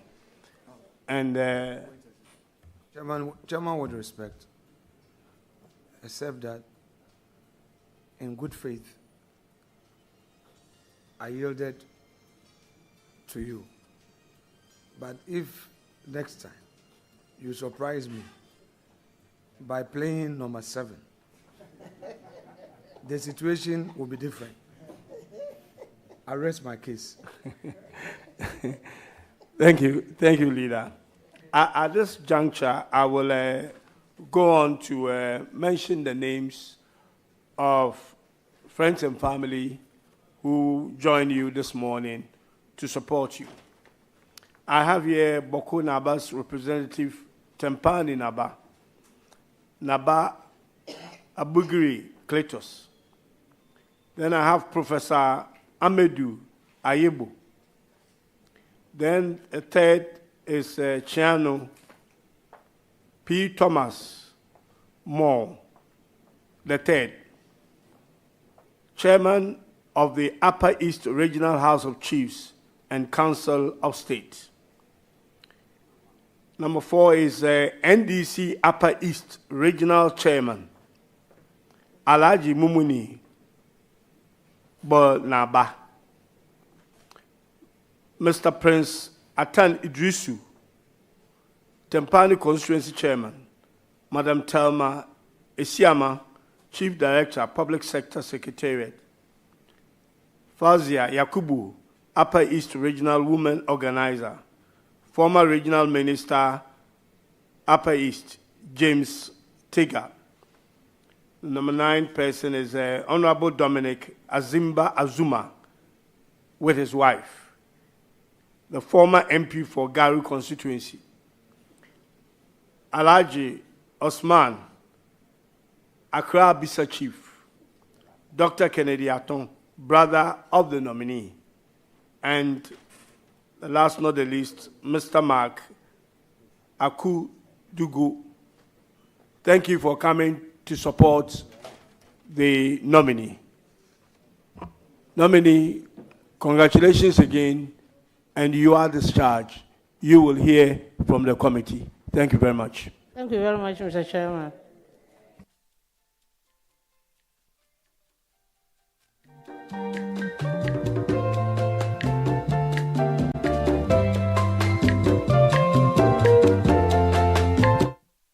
Madam Lydia Lamisi Akanvareba, the Member of Parliament for Timpani and the nominee for Minister of State for Public Sector Reforms.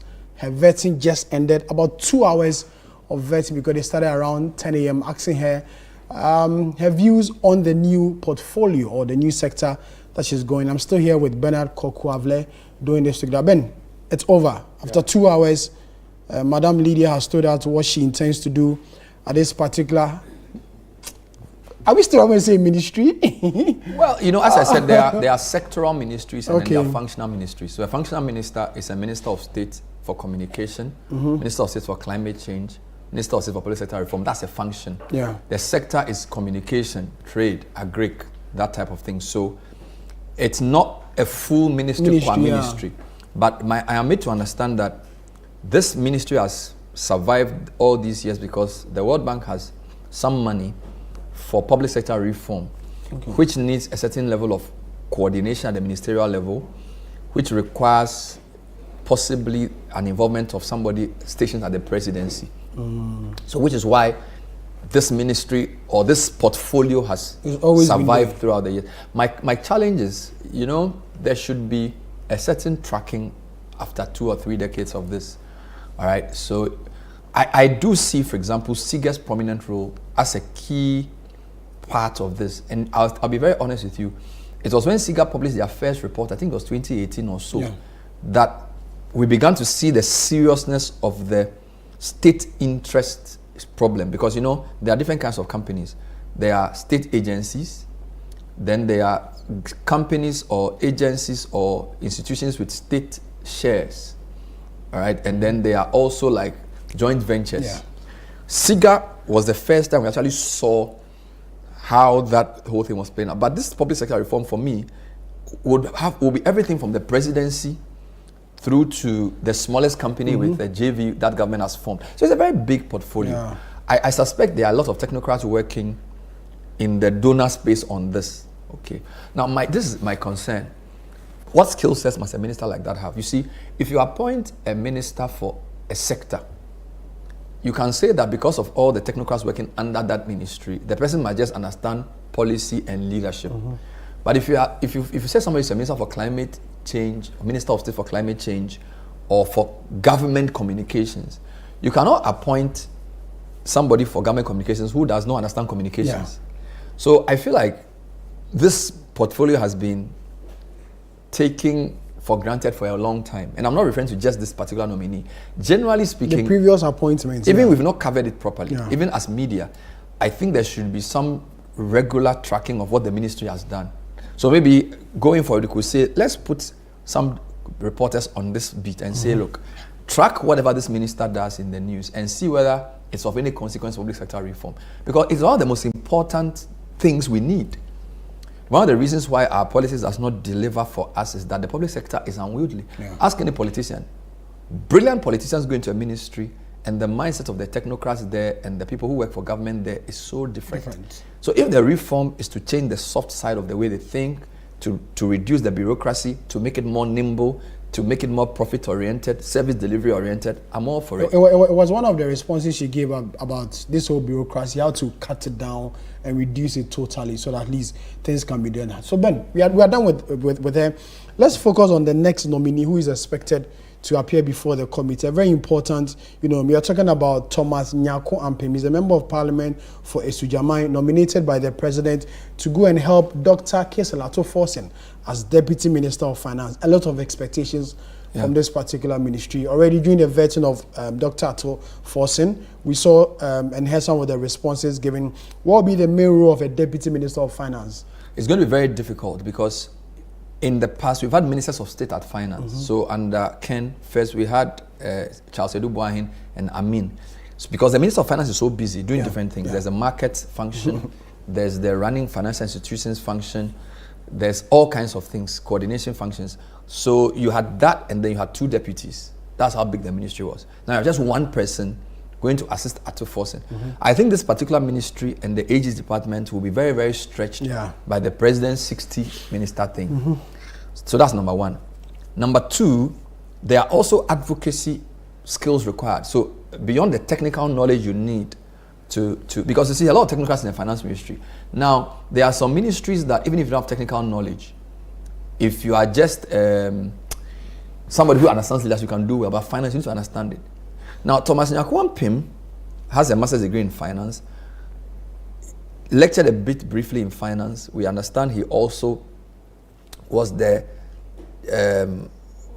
was on a certain committee called the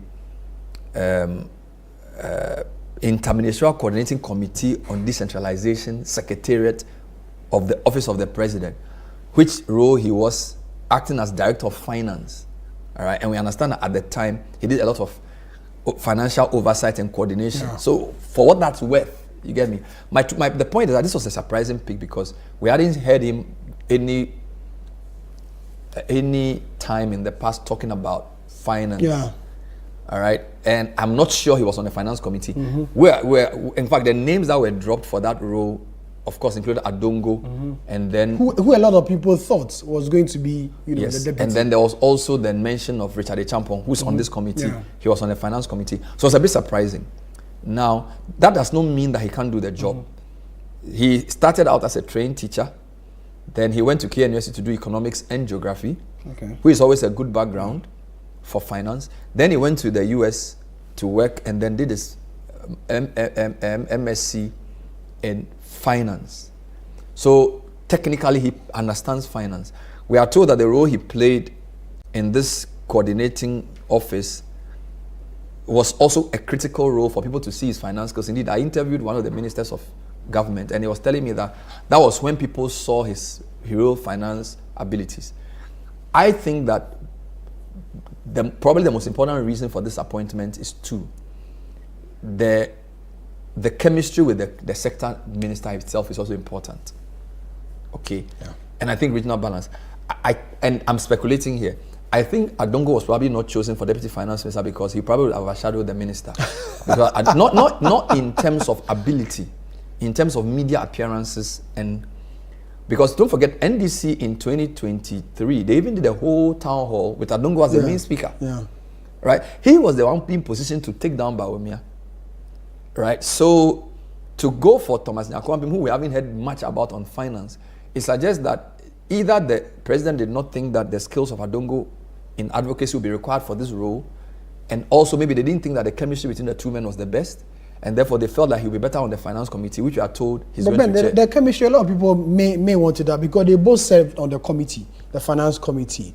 And in these town hall meetings, you see the two of them normally doing the speaking and engagement. So the people will disagree if you say the synergy may not be there, because how can the two of us be on the same platform advocating for change and then doing it? Yet when it comes to ministerial, you say, because I may not be able to work with you. A lot of people may have disagreements when it comes to that one. I agree. This is an educated guess. Yeah. I'm saying that when I look at minister-deputy relationships, the ones that work well, there's always a clear boss, or there's somebody who's prepared to submit to another. I'll give you a good example. Benito Owusubio, in my view, is probably more qualified than Abu Jinapo to Minister of Lands. Yeah. Because Benito is a longer experienced MP. He did land economy, first class student. He has good interrelational skills. He was actually deputy to Amewu. But politics is such that there are certain balances you need. So Abu is his boss. They had great chemistry because Benito is not ambitious to overshadow Abu. And therefore, they are always together.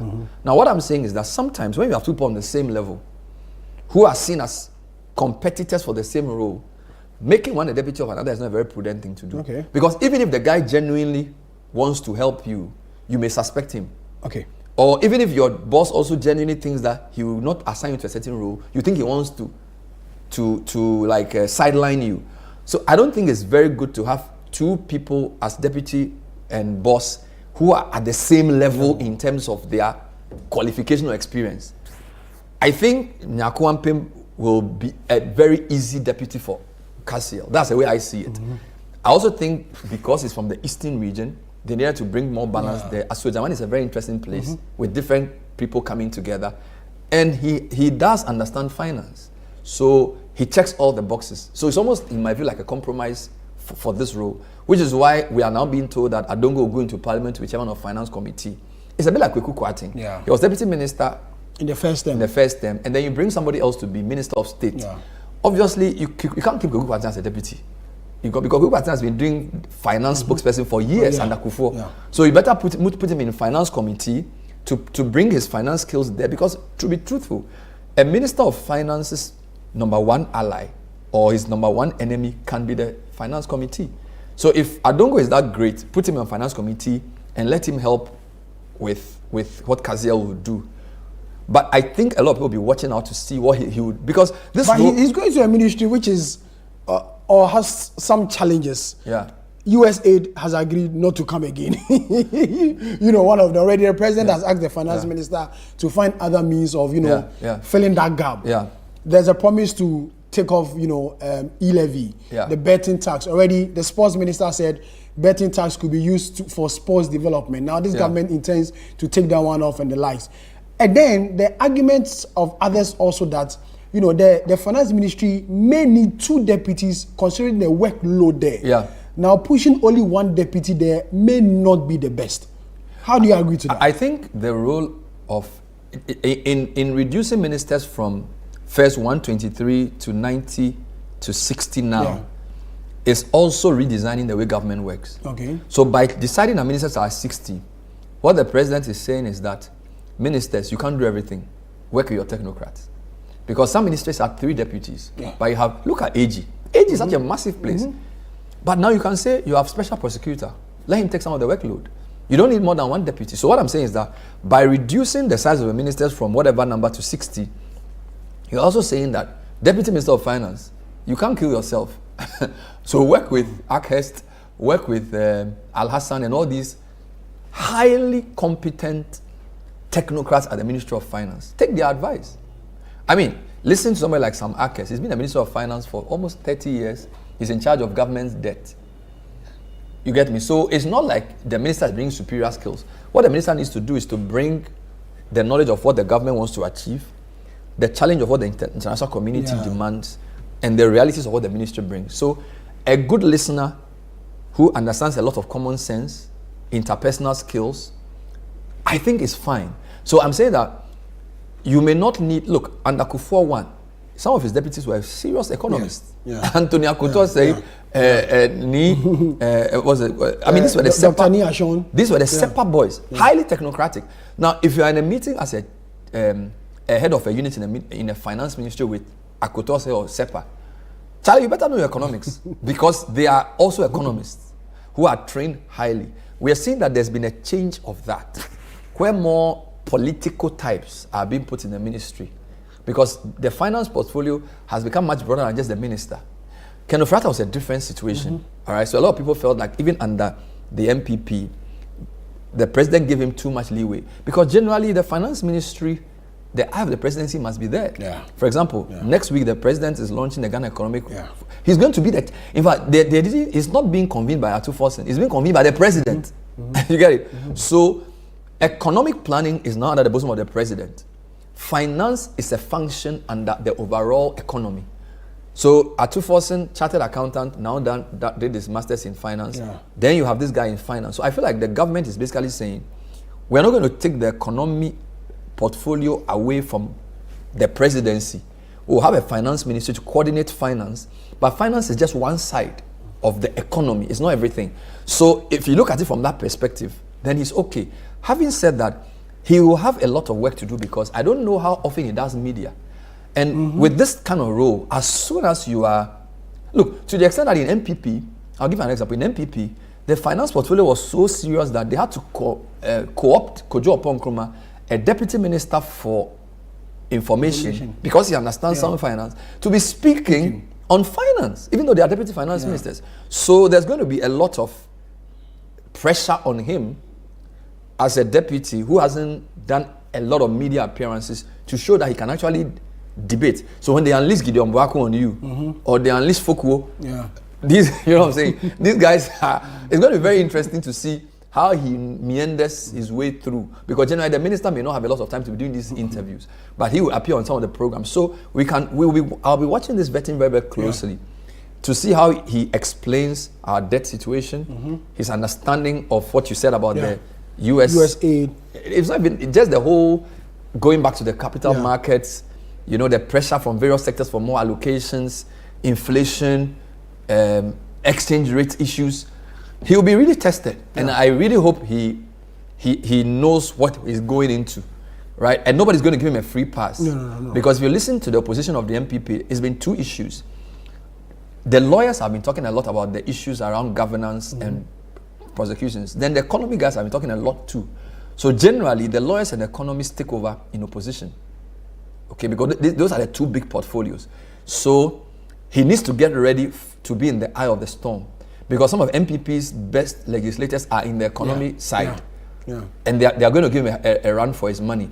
So I'm really looking forward to the vetting, and I hope the committee does a thorough job so we can see the full measure of the man. This is one of the vettings we want to see, because he's not that known to all of us. We want to see the full measure of it. He's not like somebody who was on a committee always speaking. So if Adongo had come on this, nobody would have asked a lot of questions, but we know who Adongo is and what he has been saying. So Nyakuampim has his work cut out, and I'll be watching very carefully to see how he tackles some of the minefields that this vetting will pose. Definitely. You're still watching Channel 1 TV. We're coming to you live from our studio here in Accra. We're bringing you pictures from Parliament, the vetting of deputy ministers nominated by President John Dramani Mahama and the Minister of State already. That vetting has taken place. Madam Lydia has taken her seat already, and the vetting is over for her. Next, we are expecting, as Bernard said, Thomas Ampem Nyako, the Member of Parliament for Esujaman constituency in the Eastern region, who has been nominated by President John Dramani Mahama to be deputy to Dr. Kesel Ato Forsen at the Finance Ministry. Very soon we will go back to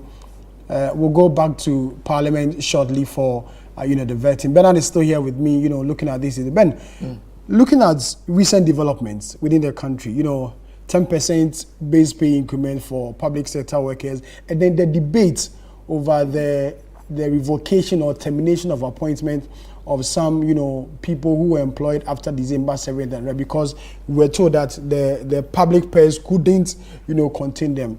And this one will come right onto the doorstep of the finance ministry. If that question comes up, how would the response be like? So, for me, I think the key for any role is to look at the body language of your boss in the way you deal with issues. So if you look at the president's body language, he went for the base pay negotiations personally. He sat in the negotiations, made an appeal to organized labor to defer any other upward adjustment for a year. It worked.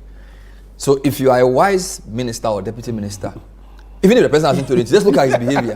Do you understand? The president go with didn't exactly go what he says. He didn't go and rush, which is why I think, in a very strange way, this may be a good nominee, because I've dealt with him once or twice. He's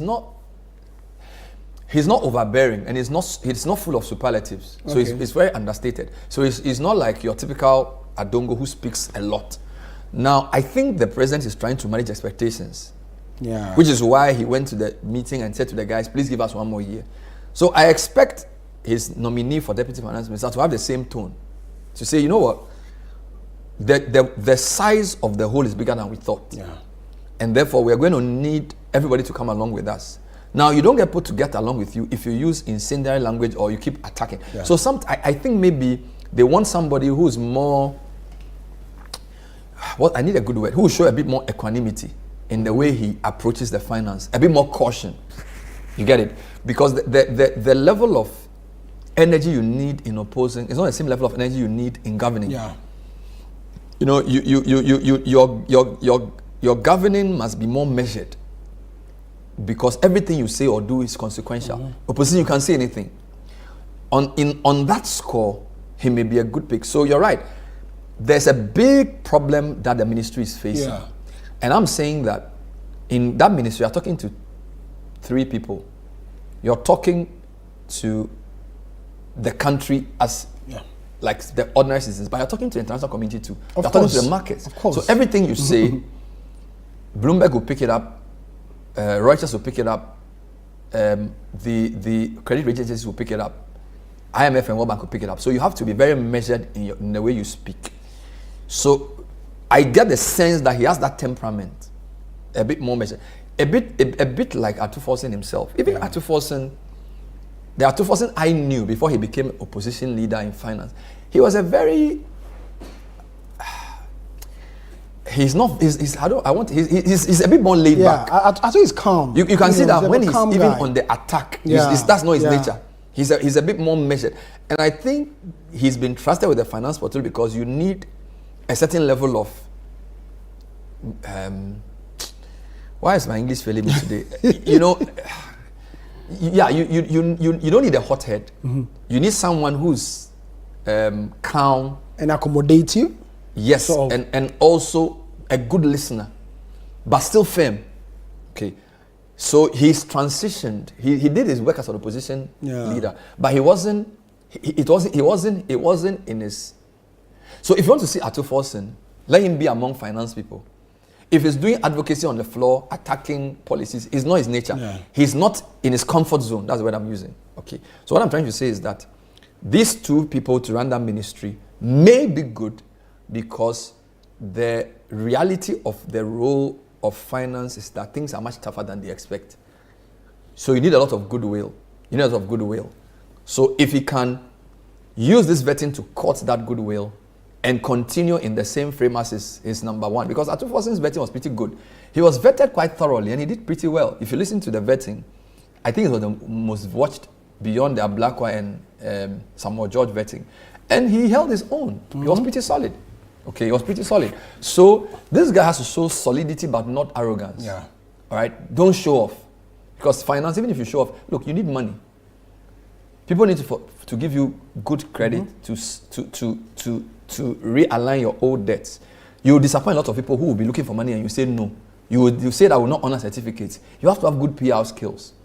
Okay, so I hope the work he did coordinating that committee in the Mills government, this 2013 role, before he became DC, I hope that role gave him that emotional intelligence. Okay.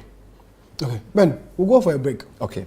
We understand the committee has taken a break. They will come back after 2 p.m. Wonderful. We'll also go for a break. And then before the committee comes, we will come back and then let our viewers also. You're still watching Channel 1 TV. We're coming to you live from our studios here in Accra. You're watching the vetting of deputy ministers nominated by President John Dramani Mahama. We'll go for a break and then we'll come back later to continue with the show. Stay with us.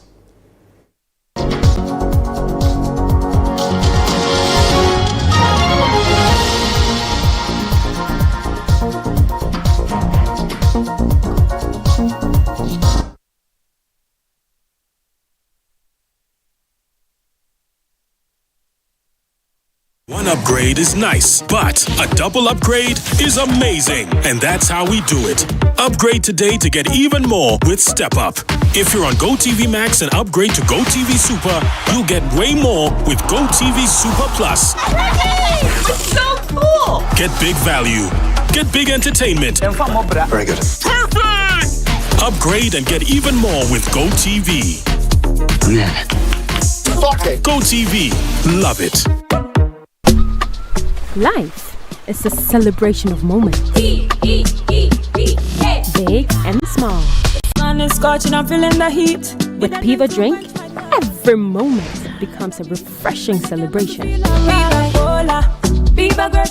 the beach to your home, in every corner of your world, Piva Drink adds a burst of refreshment.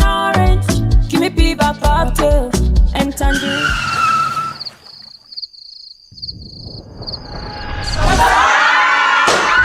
Celebrate every moment with Piva Drink. Refreshment for every occasion. Piva Drink, a taste you will love. P for Piva. This advert is FDA approved.